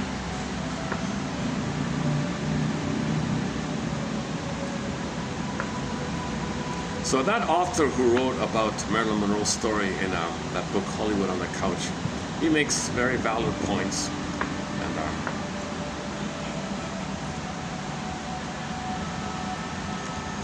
okay. Where are we here? Play the song "Rock and Roll is a Vicious Game" by April Wine.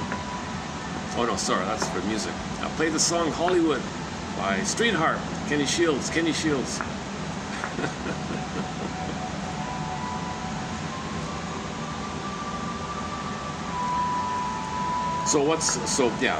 Okay. Every neurotic has a quote-unquote secret life, i.e. secret feelings. When it is safe, we address our hurts, i.e.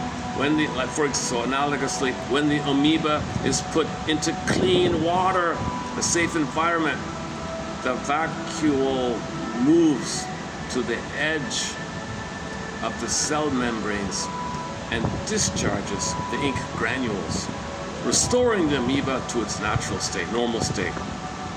So some kind of release there. So that's what the primal theory promised. That's what the primal therapy thing promised. Come here, you'll be safe, and you can discharge your painful memories, your traumatic memories.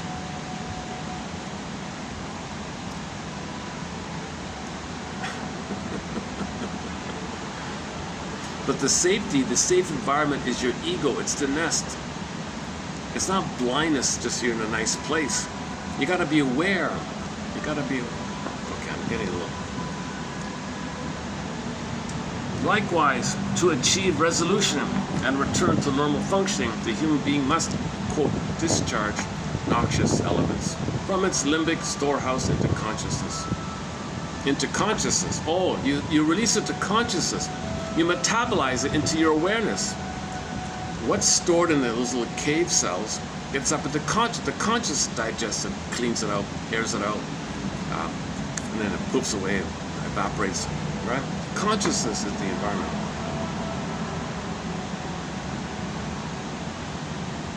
Okay, one about Mr. Le Boyer here.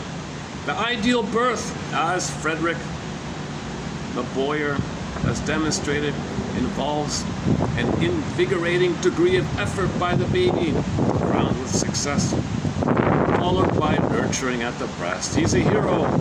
So, birth of the hero. Outer ranks, birth of the baby coming out of the canal. He's a hero. He's battling things, right? He's making an effort. He's making an effort. He comes out. Woo! New world. Wow. He's a hero. Birth of the hero. So the baby's active in the, right? A graphic, maybe an extremely rare example, but one graphic example was a woman had an odd thing with the tailbone. It was kind of pushing up or something. And she was on the back with the legs up. Instinctively, if she were squatting, she would have tilted the tailbone back to allow the maximal pelvic space to flow with gravity and the contractions, gravity, space, flow, and the baby leads the cord to the bosom, all is good. Okay, he'll be active in that effort. He'll make his moves, he'll be active, he'll come out, woo! And he nursed, and they're over to the breast, but the cord's still there. So that's one example of an ideal kind of birth. This woman with the odd tailbone, it was pointing up a little bit, and she was on the back. So gravity was gone, the tailbone was pointing up, the pelvic space was available, and the legs were up, gravity pushing down, tailbone up. So when the contractions came, the baby was hitting the tailbone, and the gravity's pushing down, hitting the tailbone, being pushed. The mother freaked out and clenched, couldn't come out. He was in a life and death epic battle. The poor baby is a hero trying to fight, come out. He's got pushed, but he can't, being hit. And mother is clenching, not helping. Come on, mother. So in the Odyssey, this is one theory, one interpretation of the Odyssey, rock on our place. So he stays in the whirlpool, crashing on the cliffs, the rocks like that. He's got to come out. So finally, if he does come out, woo, he's a hero. And some myths are in reference to this, according to some people. Birth of the hero. So it's active, the baby's active.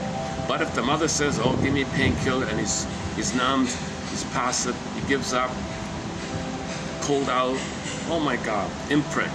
Try stuff, give up. Try stuff, give up. So you might be kind of like a little bit of a cynic. If he has a natural birth, he says here they have an optimistic outlook. If he's a traumatic birth, he might be a pessimist, he says.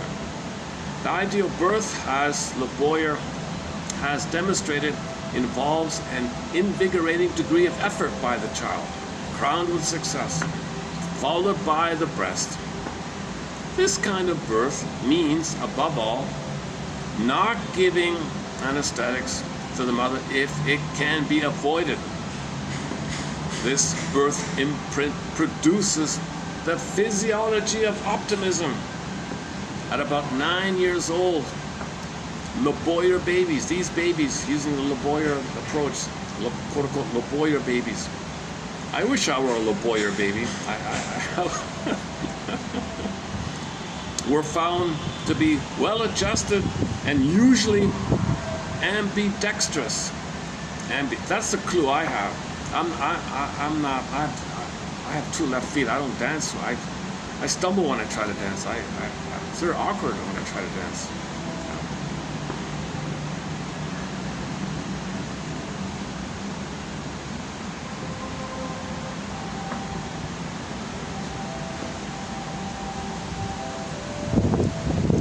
But in baseball, I think I could switch it. Baseball's okay, but dancing I can't do. Janov says if you're not good with athletics, sports, music, okay, that you don't have that natural back and forth thing. So that's why we love sports stars, right? They can run, they can breathe easily. So I don't know how people do it. They run across the field back and forth and not sweat. You know, think about basketball. They run back and forth all the time, not a drop of sweat. Okay, that means there was no birth trauma. If somebody had birth trauma, they couldn't do basketball. They'd sweat all the time. That's another quote from another time. One last one here. Okay, got one. Do you want one more? Did you have enough of this? Today's delivery. This is not my better ones.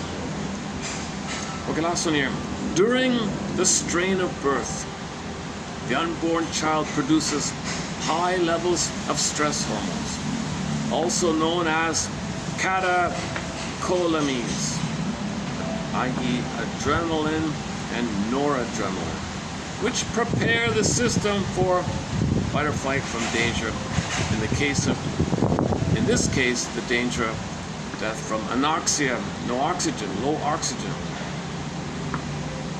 Our studies of entering clients, in our studies, in our center or whatever, their systematically high levels of stress hormones indicate that they still seem to be responding to the early imprinted trauma. He calls it the pain pump. It still pumps you. Traumatized, pain pump, pumping up, pumping up. It doesn't stop. There's no time. It's frozen. Trauma suspends everything, freezes everything. And pain pump, frozen pain. And that's a curse then. The catecholamines accelerate the heart rate and help shunt blood away from the peripheral organism and toward the key organs such as heart and lungs. Interestingly, studies done on our clients found better blood flow in the peripheral vessels after 1 year of therapy. Okay. So he's constantly trying to say, I'm not a charlatan, I measure things, here's the stats, here's the research. He's always quoting all these research things. He's very focused on convincing you about being objective about it. Because I think he started off more in the charlatan way. Unknowingly or knowingly, I don't know. Later on, he tried to be more legit. And sure enough, I think he succeeded. His books progressed throughout his career. Like that. So don't base it on the first book. Although it did give us the lyric, Mother, you had me, but I didn't have you. The song is called Mother, right? I think I tried to play it once. It's copyright or something. Let me take it up here. What's the lyrics again? One second.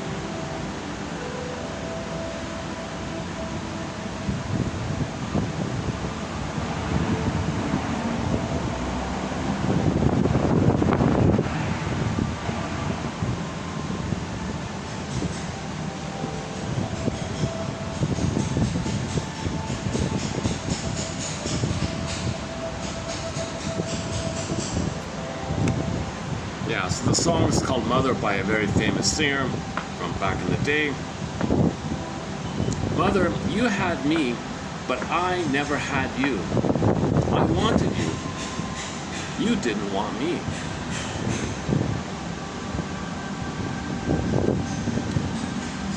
Father, you left me, but I never left you. I needed you. You didn't need me.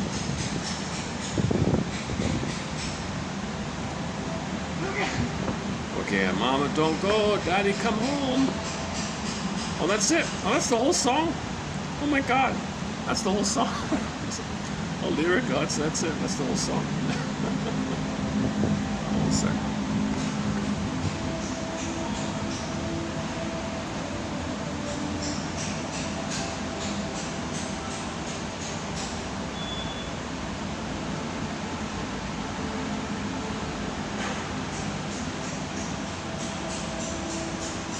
Let's see if we get lucky, see if it reads it out. She knew.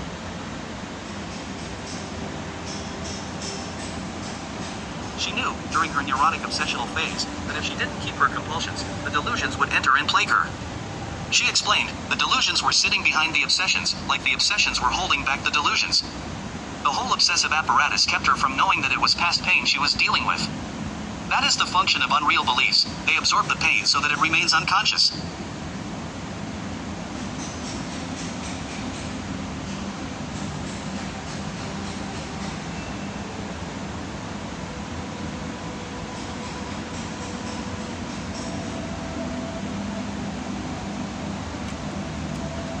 Contrary to the popular saying, what you don't know can hurt you, because the repressed memory of trauma is traumatic. Neurosis preserves childhood in pristine form, and it is the memory of the deprived childhood that keeps on hurting us. Not being loved during one's childhood puts the system on alert that needs are not being fulfilled. The body pumps out stress hormones to accommodate the memory. The body is energized to both flee and fight. When adult patients relive and address their unfulfilled need to be loved, their stress hormone levels drop. To repress childhood feelings is to move partially unconscious throughout life. As a result, a good part of our population is, in effect, sleepwalking. The person who is driven, who feels he or she can't take a vacation, who can't sit still, who must stay on the move at all times is sick. One keeps on going to avoid the feeling that there was, or is, nothing one could do about one's early situation. When the brain is occupied with this continual repression, all that energy and activation has to find its way into some kind of symptoms. A hyperactivity that began with being left alone for hours or days right after birth, that continued with the neglect by a sick or depressed mother, that was exacerbated by a tyrannical or hostile father, may end up causing. Neurosis is everywhere and nowhere, invisible at first glance yet very visible in its psychophysiologic effects, in how we behave and in our state of health. It has so many different faces. Most doctors may find it difficult to accept the notion that A is the result of something that occurred 60 or 65 years earlier. Traumatic memories preserved in pristine form. The hallucinations may be an offshoot of historical imprints from some 40 years earlier and are no different from the physical symptoms that may show up decades after the event. Neurosis and its physical manifestations is a lifetime sentence from which there is only one escape: consciousness.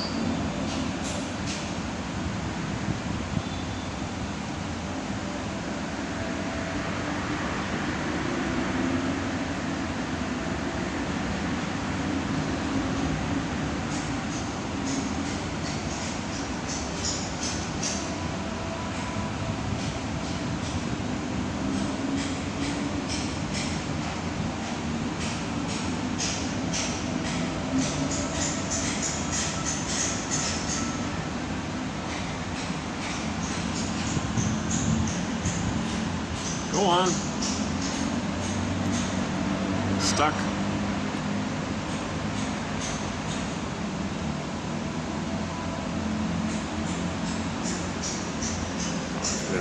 If it hasn't moved on, I'll just sit there. I don't know why my phone does that. It reads parts of it. It just stalls halfway through. Still.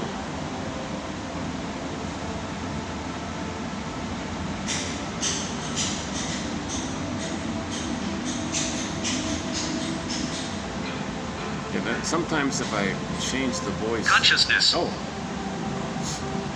Yes, Consciousness. Let's change the voice in a sec.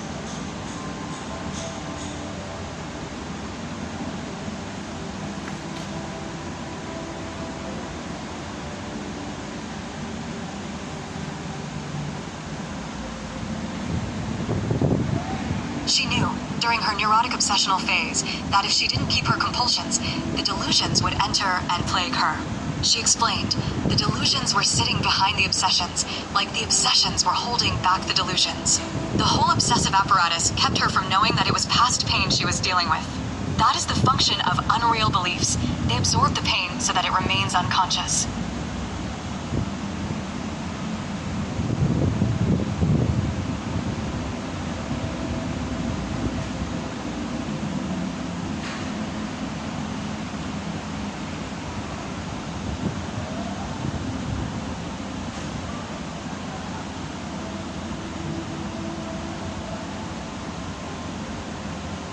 Contrary to the popular saying, what you don't know can hurt you, because the repressed memory of trauma is traumatic.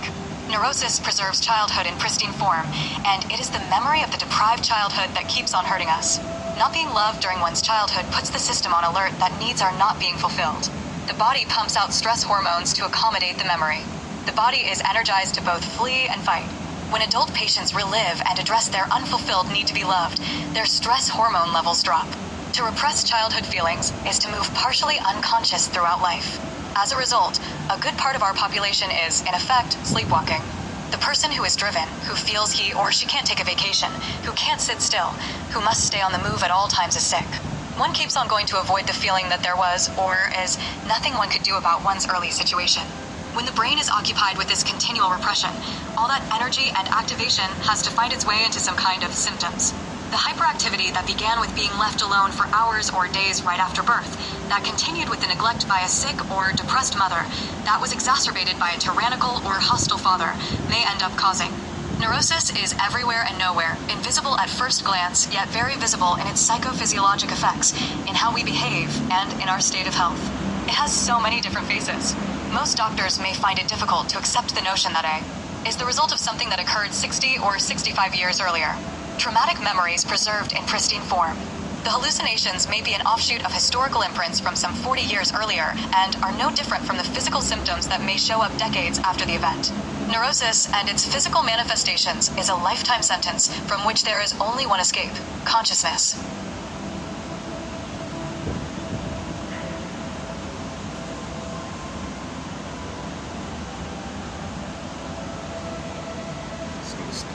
Same thing, right?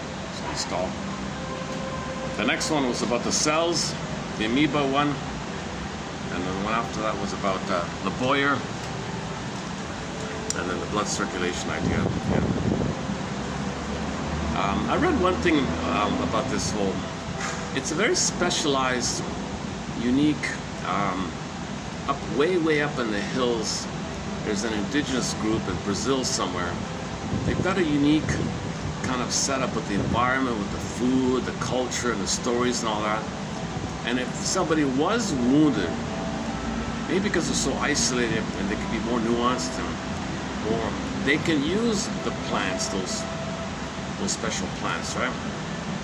And the shaman would lead the thing, and everybody would be held in this container, and that would be the eagle for the wounded person.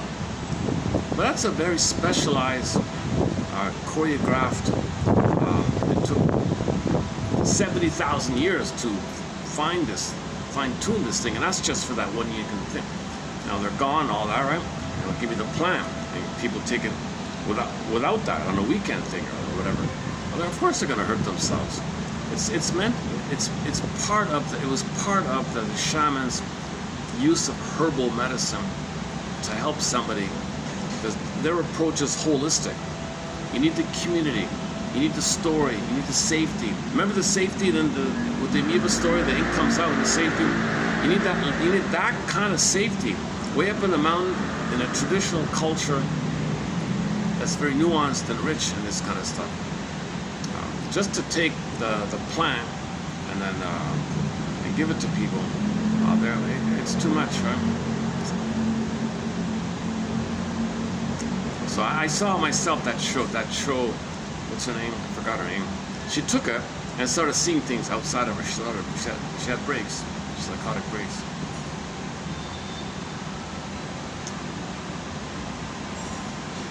See, you're pushing something you're not ready to handle. It pushes out so much you're not ready to handle it, and you broke your ability to handle it, so it pushes out. So you're violating the natural balance between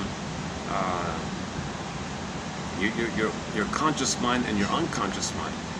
Your unconscious mind and your unconscious mind. You need the natural preservation of that. You don't want to break your conscious mind, go into the unconscious, and think you're going to be healed. You cannot be healed without a conscious. But that's the magical thinking. You want something simple. I don't want to work. I don't want to think. I'm important. So I need something. Give it to me. Take a weekend workshop. Just give it to me. So people flew. Oh, okay. I'll fly over if I can. If it'll avoid this. Back to the joke about the genie.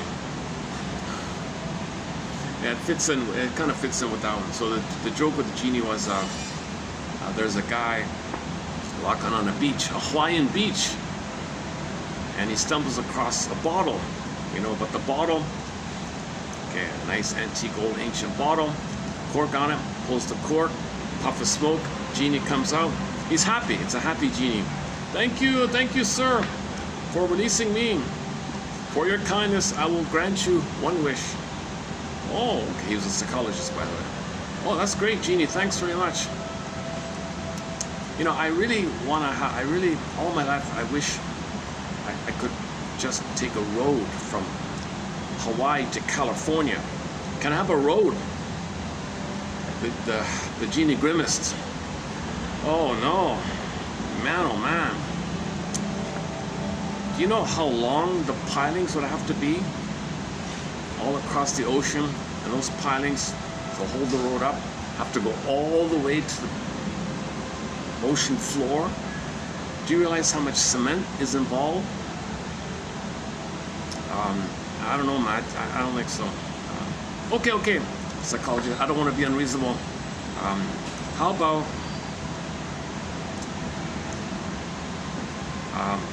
you teach me about how to heal from trauma, understand trauma repair methods, understand my clients.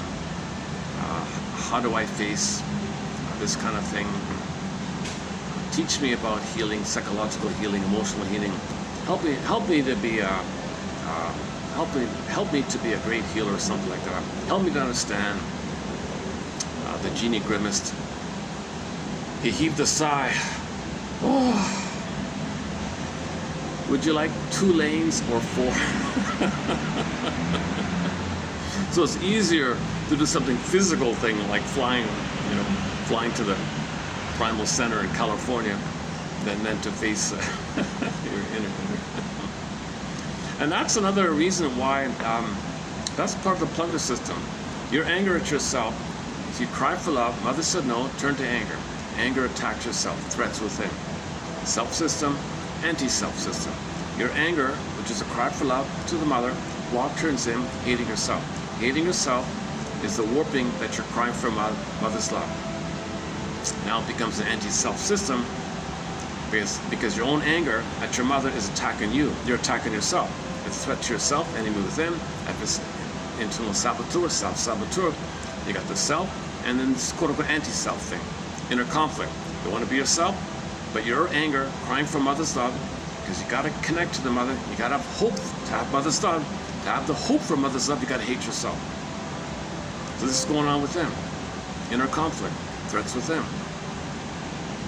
Hard to face this, isn't it? So, bing, bing, bing, just say, in the plunder system, just say, over there. Are there a threat over there? Oh, okay. People find it easier to project their anger at the mother, pooped into a monster of the id, cannibalistic, oral, rage, greedy, voracious thing, attacking yourself, inner conflict like that. Okay, projection means as a defense against the pain of it, facing this inner conflict, to not know the pain of this, to numb the pain of this, to tranquilize the pain of it. It's a trick of the mind. You say it's outside. Now, instead of having inner conflict, you manufacture an outer conflict. You fight with the outer thing representing, standing in for the projected elements within you. Now you're fighting with an outer thing, person, thing, whatever, thinking, because it's easier to do that. It's a defense against the harder work of fighting within. So back to the Genie story. Genie, how do I heal my inner conflict? Would you like 2 lanes or 4? How do I heal my inner conflict? So it's easier to do, it's easier to make things on the outside, or do something physical on the outside, like blame someone, blame someone. So that fits in with the plunder system. The way the plundering takes place is it's all explained on YouTube. You identify place, you tell everybody they're a threat, bing, bing, bing, oh, they go along with it, then they don't have to face inner conflict. So we're actually doing all this harm just because we don't want to look within. Okay, play the song by Michael Jackson, Man in the Mirror. Gotta heal the man in the mirror. Look in the mirror, look within. It's within, inside out, it's in. You want the outer better, heal the in. All this blaming and accusing others of representing your anger at your mother to yourself. You're accusing other people of being a fantasy image of that poofed up, that manifested by your rage to the mother, rebounding in on yourself. It's a cry for love. Someone on the outside has nothing to do with your fantasy inside, visual and pre-linguistic, primary, allosolana, images in there, bits of fairy tale. Okay, you're angry at the mother. She said, no, you can't be angry at me, it's all about me. Turns to yourself. That's cry from other stuff. You're crying from other stuff. Turn to anger, fury, voracious, cannibalistic image. Block turns to yourself. Now attacking yourself. Threats with yourself. Image. Monster attack. Vampire squid. Monster entity. Scary. Wicked queens. Wicked widget. Threat within. So that's the anti-self idea. Plus, for the attachment, you internalize the voice of your mother saying, I don't want you, you're no good. And then you say, I'm no good. And you're angry at yourself. You're criticizing super ego. This harsh inner critical voice, very harsh like that. Whoa, how do you face that? Oh, very simple. Oh, just make it up. Over there, there's a threat over there. Oh, woo! So you think by fighting with someone else, it distracts you from the inner fight. So play the song by Rick Emmett, Fight the Good Fight, means look within. The song by the classic rock band Triumph, sung by Rick Emmett, is look within like that. Take a look inside your head. Fight the good fight. It's within. The true meaning in that song, Fight the Good Fight, means look within. That's the real fight. That's the good fight. That's the honest fight, the self-honesty fight, the healing fight, the authentic inner feel. Identifying within, look within, that's fighting the good fight. It's an inner thing. Now people, it's cynical, I think it's so cynical, when people promote that song, they don't tell you that he wrote it for his dying aunt in the hospital bed. Come on, auntie, fight the good fight. You can. Maybe if you look within, maybe you can heal, because a lot of physical issues come from repression. So anybody who represses their memories causes pain, and the pain creates symptoms. And she was ill, and Janov talks a lot about the illnesses due to the repression of the pain, or the age of pain, repressing the pain. And that makes people sick. Well, look within, auntie. Maybe you can talk about it. Look within. Talk to somebody. Maybe you can fight that good fight. Fight the good fight of talking cure. Maybe you can talk. Nothing else is working, so talk. Come on, mother. Come on, auntie. Fight. Talk. Fight the good fight. But when you play it on stage, and then unfortunately he has another reference, and you put it together, it's perverted. So Rick Emmett, when he introduces the song, he makes it clear. What do I mean by the phrase "fight the good fight"? I'm talking within. Look within. Look within. People's within. So he knows people are perverting it. So he's trying to clean it, undo the propaganda, cynical twisting of the song. It's the inner fight. Look within. His other song is called "Just a Game." He's not allowed to play it. He's not allowed to play "Just a Game." Similar to Street Hearts, Hollywood kind of thing. But when he was a soloist, in the beginning, he sang his song "Big Lie." We're eating up the planet as fast as we can. They're telling you, don't worry, it's okay to eat up the planet. Don't worry, it's no problem to eat up. It's no problem to destroy the planet. And we were happy in the moment. That's no problem. That's a big lie. You're giving us a big lie. You're selling us a big lie. Now the people selling you the big lie, okay, they're coming from the survival brain, which only wants to survive in the moment. They don't care about future things. Like, they don't have a broader humanistic place. They're coming from an autistic place with an ability to feel for others. They just want to survive. They're thinking like a crocodile. I just want to survive. Need to be eaten. So that's the slogan. Don't worry, be happy. Don't worry, be happy. Destroying the planet's not a problem. Destroying the soil, the water, the air, eating up everything, destroying the food. You can eat 3D printed. You can eat those. Did you like Star Trek? Those replicas? Well, we'll give you those 3D machines. We'll put some chemicals in there. We'll put some animal cells in there, microwave them. We'll create some sludge, and we'll put some flavors on there. We'll trick your brain with salt, and then we'll give you some 3D printed food. There's no problem. It won't make you sick. Don't worry about it. Don't think about it. It's no problem. That's a lie. That's a lie. That's a big lie. Big lie. Should we play big? Pick up my guitar to lay the message down. It opens up. I pick up my guitar to lay the message down. It's a good song. He said he'd play. Oh yeah. So he said in the beginning, he could play it. Ring, ring, ring. Stop playing it. He stopped playing it. He couldn't play he couldn't sing Just a Game. He couldn't sing his own song, Big Lie. So you can think of the phone calls are always like that. You don't criticize. Don't criticize the plunder system. We enjoy our momentary pain relief when we plunder the planet for a quick buck. Don't criticize that. Don't interrupt that. If you interrupt it, we feel disintegration anxiety. We don't want to feel anxiety. Our homeostasis to feel numb or sleepwalking is to destroy the goodness. The greed is the compulsion and wreck it so we're not triggered. That's our homeostasis. And the behind the scene is this phantom missing who we would have been, an enraged, devouring, colicky, enraged, devouring, raged, and angry, enraged baby. Behind it is doing the devouring. And this energy there, this Papa Master there, is telling me the slogan that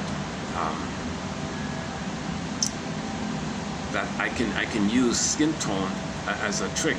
Well, the skin tone is beige, so let's just say white, and then click. Greed, the greed, good. Gobble, gobble, gobble. Confuse people. Why is it that you're white?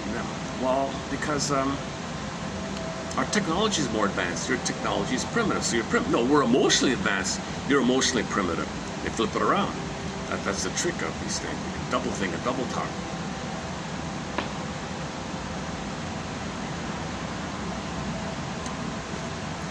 Okay, pick up my guitar.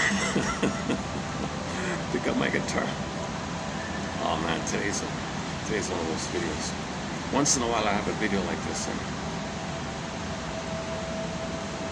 Okay, pick up my guitar. Where is it here? Do I have it here? Oh my goodness, Big Lie. We haven't played this in a long time. Is it under? Must be under Rick Emmett. R.I. He spells his name R.I.K. Rick Emmett. Hang on a sec. Oh, here we go. Pick up my guitar to lay the message down about the crazy kind of things that make the world go around. Like the money, the power, the glory on high. Everybody's living with a big, big lie. Yeah.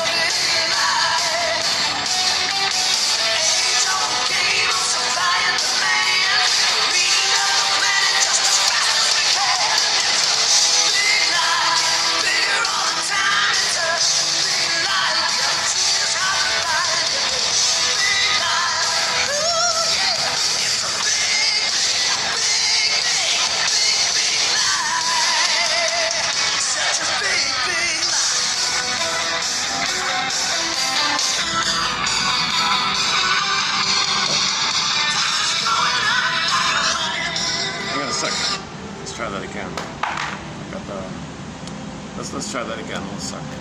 What's the battery? Okay, we're holding up with the battery. I can unplug this. Let's try that again. Take two.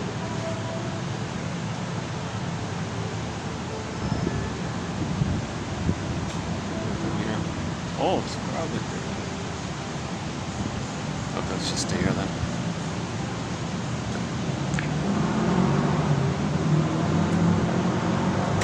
All right, take two. Pick up my guitar to lay the message down about the crazy kind of things that make the world go around. Like the money, the power, the glory on high. Everybody's living with a big, big lie. Yeah.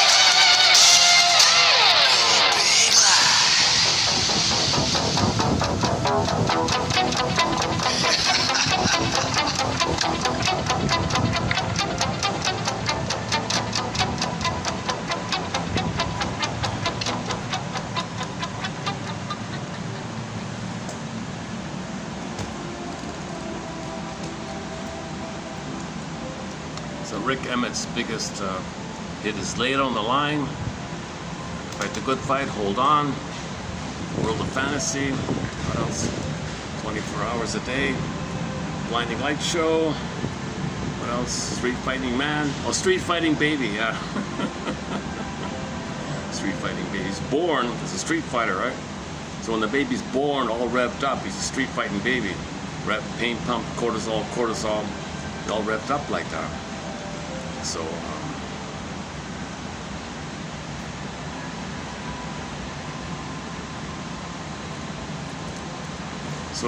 so age of awareness, age of self-knowledge. I think, I'm just guessing around here, I think the real healing shift is when mothers, or when women feel, get back their feelings. And then when they have children, love their daughters. When they love their daughters, and those daughters grow up loved by their mother, then when they have a boy and a girl, they'll love both kids, everything will be okay. It starts with the mother and the daughter. Boys are just puppets of the mother, basically. So it's not about the boys. The boys are created by the women. Yes, boys have more muscles, but women create the stress and the trauma. And the boys are just reacting to what the mothers did. But why did the mother do it? Well, the mother was hurt by her mother. So it's a mother-daughter thing. Then the boys will reflect it. The wounded feminine leads to the angry masculine, the distorted masculine. So heal the feminine.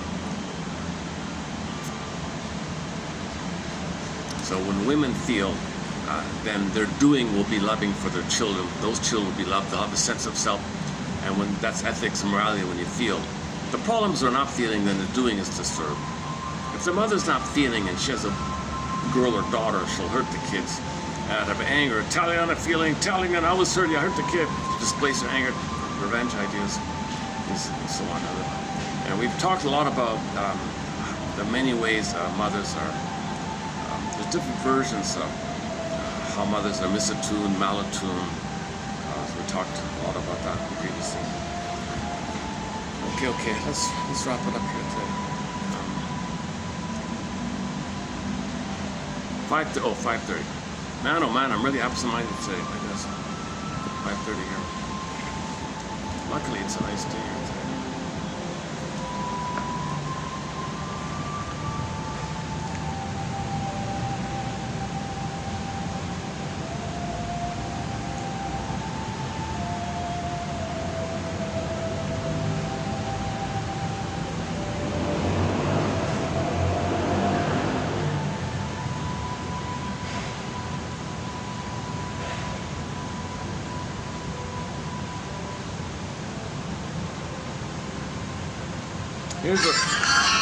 Here's a radio station from Turkey, a very good radio station called RADYO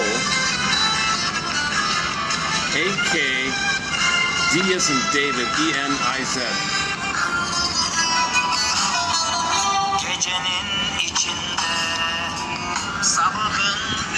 This is the channel I found the one I found that song we played earlier. Let's close up with the Radio Garden. It's always fun going there. Radio Garden. What a great website. Radio Garden. You get like thousands of little green dots. Each dot is a radio station. You move the circle cursor over the dot, you'll hear the radio. So this one, let's see. So this is Turkey.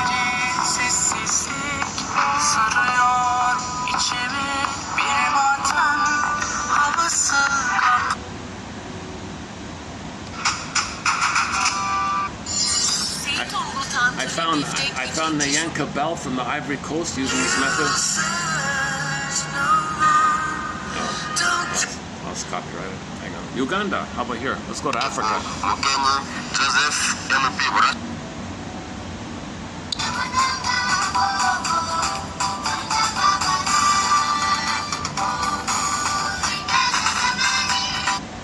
Rwanda. Ah.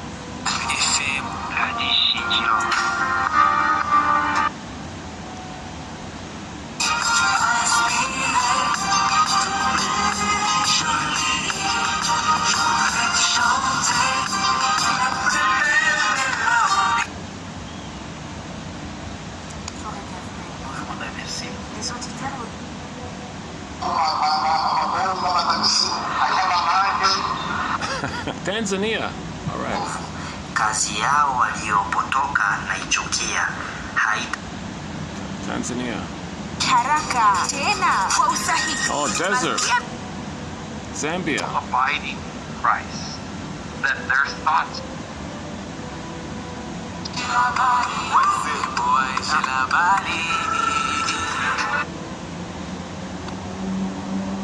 Oh, what's this one? Oh, Malawi.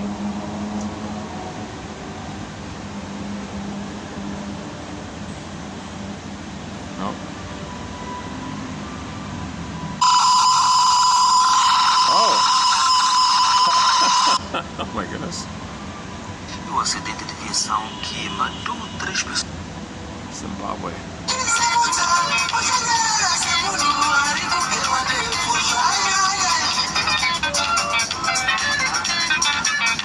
Mozambique.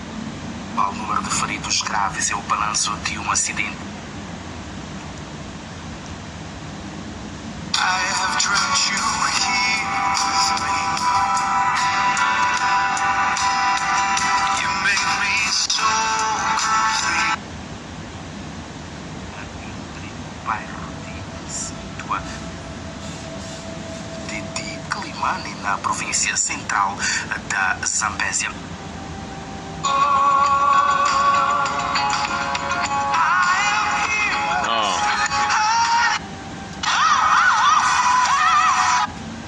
Copyrighted.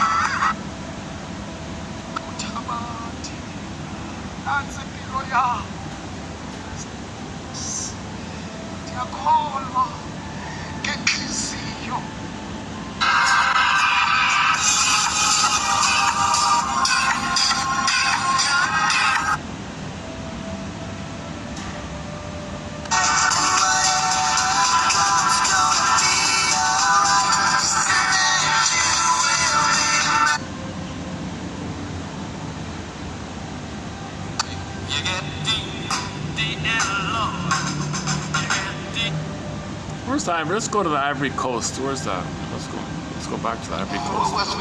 She was a preacher. She said when she got born again, she was smoking. Oh, Jesus. Oh, hang on. Oh, it's on this side. Oh, it's up here. Hang on. Where is it? Somewhere around here. Zambia. And our spirit is present. Here. Zambia. Down here. Zimbabwe.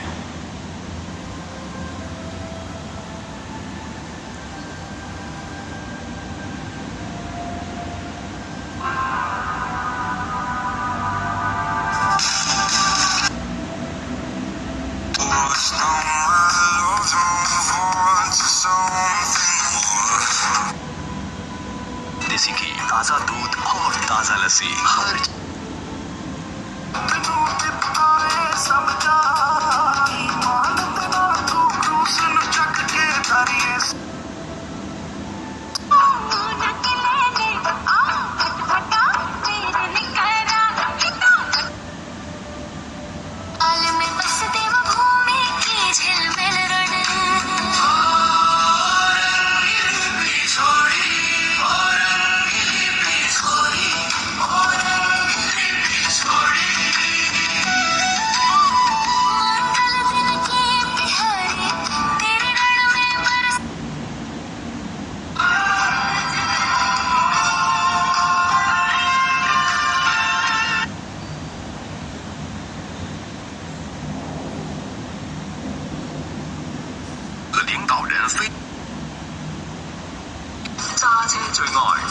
FM 106.1，你嘅交通電台，重大理念一脈相承，中方願意。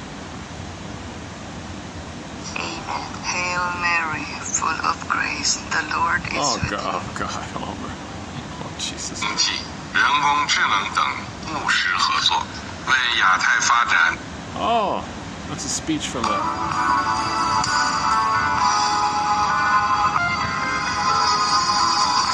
是什么流出了我的眼泪？是天上的星星，还是霓虹灯？ I only know English. I wish I could speak other languages. Somebody said if you learn many languages when you're young, it makes you think more widely, more broadly, or something. 是什么忍住了我的笑？ Okay, let's whatever this is. Let's close up with this pop song here. City called Changsha. This is a major city in China, I think. 穿过了匆匆人群，一个人不想被。 We have a couple of songs from China on our soundtrack. The singer Na Ying, a couple from her. Fei Wang, a couple from her. And let's see if we can get more Mandarin songs in the future. This one's okay, right? All right, yeah, it's not bad.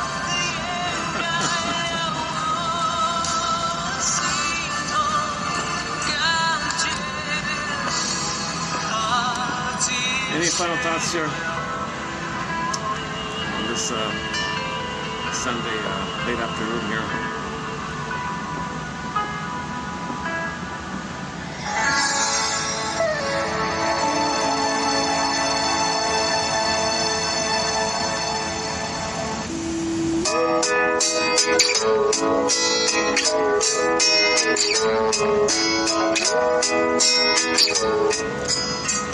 Okay, let's just close it up here for today. Submit it for your approval consideration.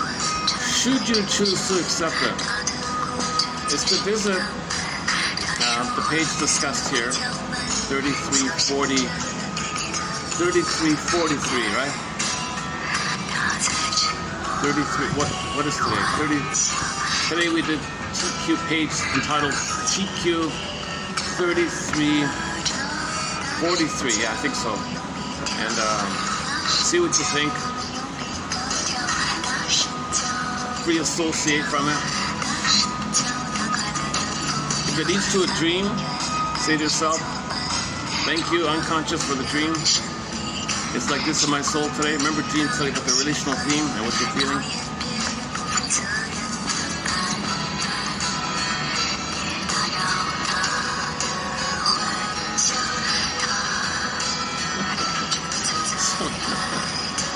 Somebody has a very 60s style hand-painted backpack, like a flower 60s kind of thing. That's interesting. Yeah, I think the age of Aquarius is when mothers start to not do to their daughters what was done to them. You know.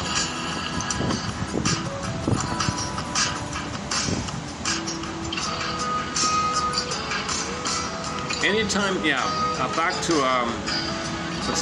Firestone. Anytime you're criticizing yourself, like I'm this or whatever, stop. That's something you internalize. You're not that. Somebody outside told you that, and for the connection, because they wanted a oneness, and that's your connection. To go along with their wanting oneness, you got to hate yourself and believe to yourself that maintains the oneness that they want. The mother wants oneness. She says, you're no good. You should take care of me. Oh, I'm no good. I should take care of her. But I don't. Okay, so then you internalize that voice for yourself. That's the tie to the mother. Now, the moment you have that kind of thought, you imagine a chair in front of you, and take the I and make it a you, and say someone is saying that to you. So, in other words, if you anytime catch yourself, this exercise, anytime you criticize yourself by saying, I'm fill in the blank, stop. You're not that. You internalized it. Mother's on the phone. She says you're not important. I'm not important. You are important. Mother was on the phone, but you believe you're not important by that behavior. That behavior was interpreted by the child as the mother saying something else is important. I ignore you. You're not important. So the child has the voice. That's the message, and the tie and the link to the mother. To have a link to the mother, say I'm not important. Isn't it bittersweet? You think that for the mother, I think. Still there. So anytime say if you say anything like that, I'm not, whatever. Okay, stop. Right. Okay, and so check out. Type in Firestone. Robert. Is it Robert or Richard? Richard. No, Robert. Robert. Yeah, Robert. I think. So we posted 4 or 5 pages of quotes from this author. He's the guy that created the fantasy bond idea. That one there. And the exercise where you externalize these things. So internalization means something on the outside. It's external, right? But when you make it a part of you and make it your voice into yourself, that's called internalization.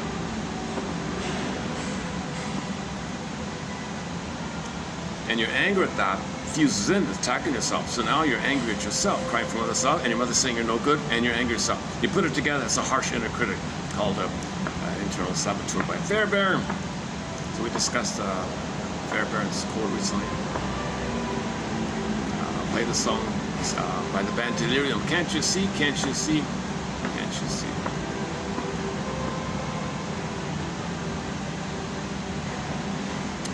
That we're all one human family, Earth family. Can't you see? Can't you see? Can't you see? Only one hominid grew the cortex. That was us, Homo sapien. We're all the same organs, same body, same everything. Same developmental needs, same emotions, same need. Same developmental process, same need, feeling the same. We're all born the same innate affect. Read Paul C. Holliger's book, What Babies Say Before They Can Talk. Our myths and fairy tales are all the same motifs. Same patterns. You take a fairy tale collection from any place around the world, a mythology, anthology, from any place around the world, same dynamic, same patterns. It's the same kind of stuff. Yet they reflect our internal trauma. So we all have an unconscious, we all have a conscious. Nature's greatest miracle. Everyone's unique in this family. And, so we're valuable because the Great Spirit makes everyone unique. It's kind of value just in that. Nature's greatest miracle, right? The backdrop, somebody said the odds of anybody being here are 1 in 400 trillion. So, come on. And we're unique, and the odds of being here, it's no one. So Augmentino says, never in all of history was there ever anyone just like you. And in the future, there will never be anyone just like you, so unique like that. And the odds of you being here are 1 in 400 trillion. So this we're inherently good and lovable and all that. We only learned it afterwards when Mother's on the phone. She made a mistake. She's in pain because she was hurt. We learned it. We learned it by the interaction, but it's not innate. We're not born with that. And our anger rebounds at ourselves. Now we've got the interconnect. Now we've got the split, either or. So the unity is the oneness. Okay, the metaphor, the apple, nipple, anger, the mother biting. Okay, that's either or now. The child copes to either or. Now the either or is the memory that mother failed you. You internalize the negative voice, but that's compounded with your anger rebounding yourself, fused in anti-self system. So he's got the thing about the self system and the anti-self system, and the anti-self system overlays over the self system. So you want to be yourself, but overlaid is this, your own anger attacking yourself. Can't you see, can't you see? We're criticizing ourselves or blaming ourselves. Harsh inner critic, take your pick, whatever you want to call it. It's mostly your own anger. It's mostly a cry for love. You blaming yourself is crying for mother's love. You getting a symptom in the body, you getting a pain in the body, it's you crying for mother's love. You have a backache, that means you're crying for mother's love. You have any psychosomatic symptom, any issue in your body, the poor circulation guy. The poor circulation, and mother, I want your love. I'm stressed, my circulation reflects the stress. I'm stressed because my need for safety wasn't met. So any issue in the body, including poor circulation, let's say, or shallow breathing, or people who sweat too easily, I don't know, take your pick. Any kind of psychosomatic issue in the body like that, it's really, and the pain of it and the expression of it is a cry for mother's love. So the anger, that the anti-self system is really a cry for mother's love. There's no hate, there's only the cry for love. There's love or the cry for love. If your needs are met, you love. If your needs are not met, you cry for love. But the cry for love can morph to hate, and then it can morph to yourself to cry for mother's love. This is the idea of the image is the water hits the bank and rebounds in like that. So Ian Suddy's book called The Origins of Love and Hate, again, it's Hollinger's book, What Babies Say Before They Can Talk. It's not a separate thing. All the life force, all the drive is to reach for mother, connect, and to go through the developmental process. When that's failed, anger, mother internalization for the connection, for the attachment, anger, self, put it to anti-self system, they got either or. So now it splits like that. Now, to the degree your mother does support your self system, your real self, that's nourished. To the degree she doesn't, that's the anti-self system. So you got the two like that. And so the more trauma, the more anti-self is going on. The more hurt and rejection by the mother, the more anti-self is going on. The more stress in the body, physiological reactions like that. And this is early on trauma, but we don't remember. It's repressed. And the repetition compulsion means when your needs are not met, you keep looking for it. So the teacher who was giving all these lectures, he was never heard. You're doing it again, never heard. So he was crying, maybe he was crying in the crib, never heard. He gives lectures all of his life, never heard. It's symbolic. You keep trying to get it. It fails, doesn't work. You feel better for the moment each time, but it doesn't cure. You're just doing something you feel better all the time. But it doesn't heal anything, it doesn't change. You're still in the past, living in the past, lingering in the past. The present is just a reattempt of the past, a symbolic reattempt of it. So every time he gives a lecture, it's just a symbolic. Mother, will you hear me? Dear students, here's a lecture on ABC.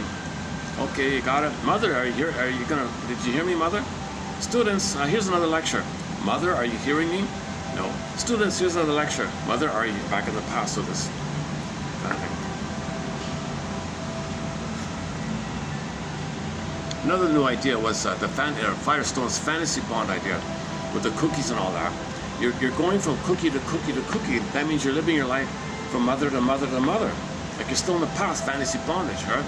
So this is the idea of giving that up, and the rebirth motif. So Sophia Loren comes back in your body and you feel alive again. Back to the Italian film. What's it called again? Oh, what happened here? Oh, did we stop the music? Oh, what happened to the music?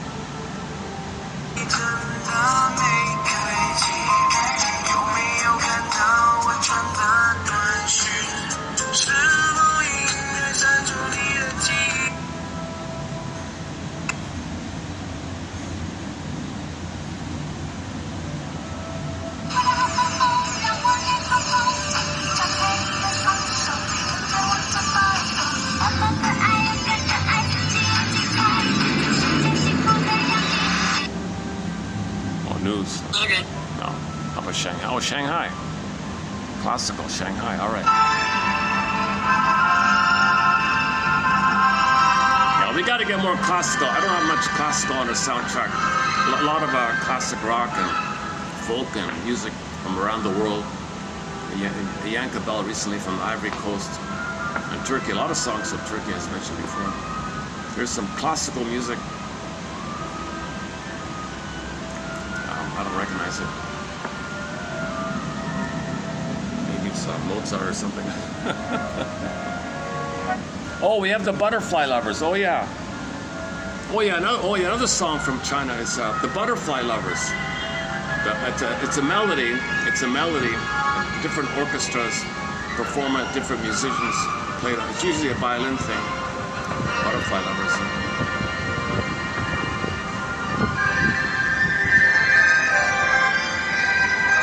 Based on old folktale, I think.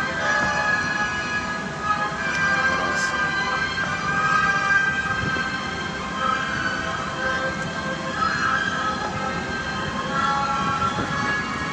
Okay. Yeah, let me take a peek at that book. Hang on a second. Let's go back to that book. Where is it again?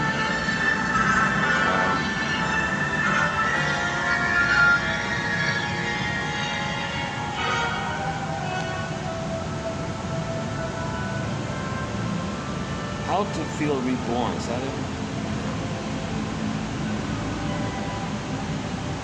Yeah, this one here, okay. I mean, maybe it's just, can I just indulge a little bit? Let's see. Let me go down to that interview with Janoff. I noticed there's a section in here where the author of this book interviews Janov. Let me just read a few random comments by him also.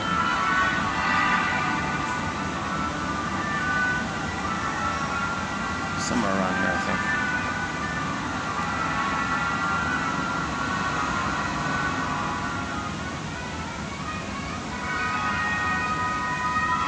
Yeah, here it is, here. Criticisms. The main criticisms of Janov. Okay, so people complained. Let's see.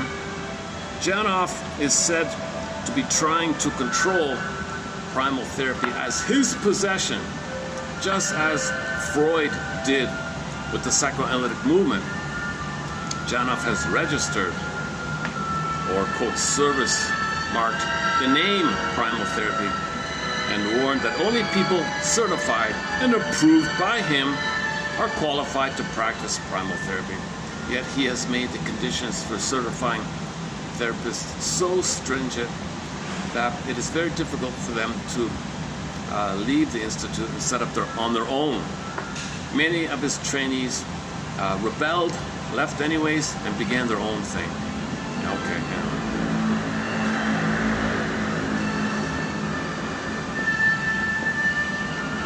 Interesting comparison, right? So Freud was possessive about it all, I guess. Give me back my ring. Outer rank. Birth trauma. Give me back my ring. Mr. Young, we were best buddies. Give me back my ring. Pre-Oedipal trauma. Don't blame my mother. Give me back the ring. Adler, what's all this? Give me back the ring. Sociological fact. Give me back the ring. So Freud had all these people around him, but when they kind of branched off away from his model, give me back the ring. So it seems like he's comparing Janov to Freud here a little bit.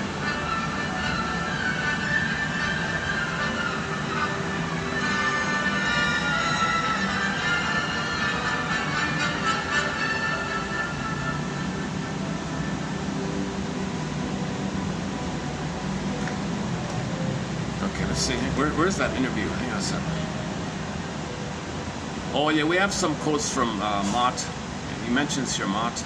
Here's a new one here. L. Pierre Bolte. Gotta check that one out. That's a new one for me. Similar to Mott. Oh, here it is here. This okay, this is ridiculous. Things okay. He mentions some of these ridiculous ideas by some of these people. So this book, I think, surveys the whole overview of the, this birth, primal therapy, rebirthing, this all pre-verbal trauma area. But Freud addressed it. He said, no, don't bother there. Don't go there. Just talk. Tell your story. Just tell your story. Connect and tell your story. Feel safe. Now here it is here. Umbilical trauma. The placenta. Umbilical, this is a new one here. Umbilical trauma. The placenta, as Freud noted in a letter to Jung. One of the recent jokes was somebody asked a therapist, what kind of therapist are you? Oh, well, I'm a Freudian, but I'm young at heart. Carl Jung. So Jung is the pre-Oedipal trauma, right? Give me back my ring. He didn't really want to focus too much on that. It is a primary process trauma. It is trauma before 18 months. Yeah, Freud had it himself. He was a chain smoker. He had it himself.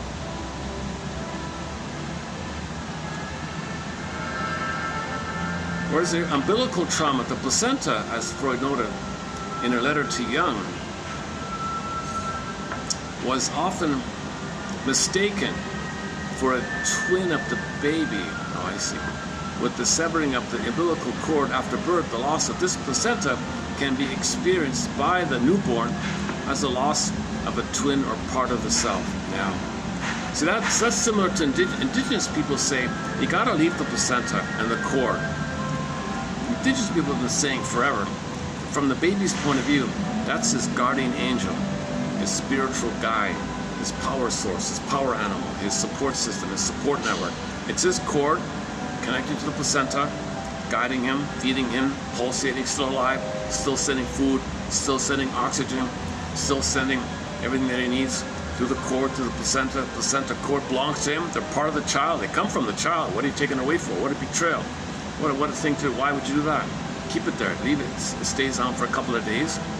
The only time somebody said the only time you're ever allowed ethically to remove the cord of placenta is only after the blood flow has completed its cycling. And you know that if the cord, which is normally bluish, reddish, bloodish color, purplish color, right? When it turns chalk white.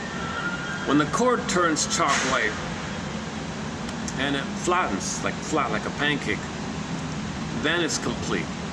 Then you can wait a little longer, it'll drop off anyways, or you can let it go at that time. That's the only time you're ethically, morally, spiritually, ethically, morally allowed to sever the cord. You gotta leave it there. It's called the lotus birth. You leave it there.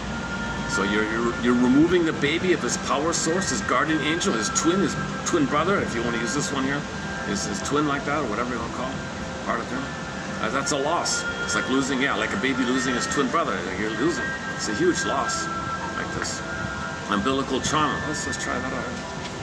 I put it under the umbrella of birth trauma, but he calls it.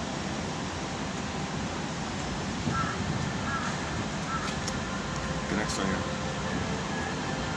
We have a couple of quotes from this Frank Lake guy. Now, I didn't know he was kind of like that.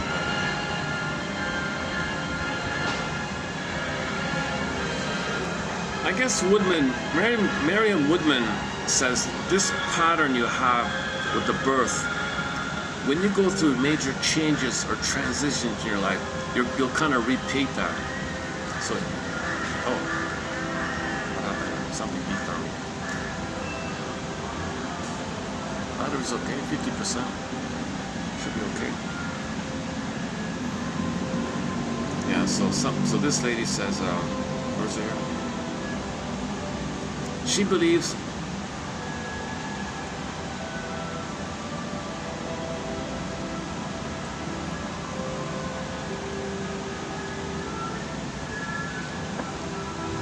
we replay and act out our birth process for the rest of our days. The healing creative task is to endure and take up new life and establish contact with the world. Yeah, it's not a bad sentence there. Where's the Janov interview?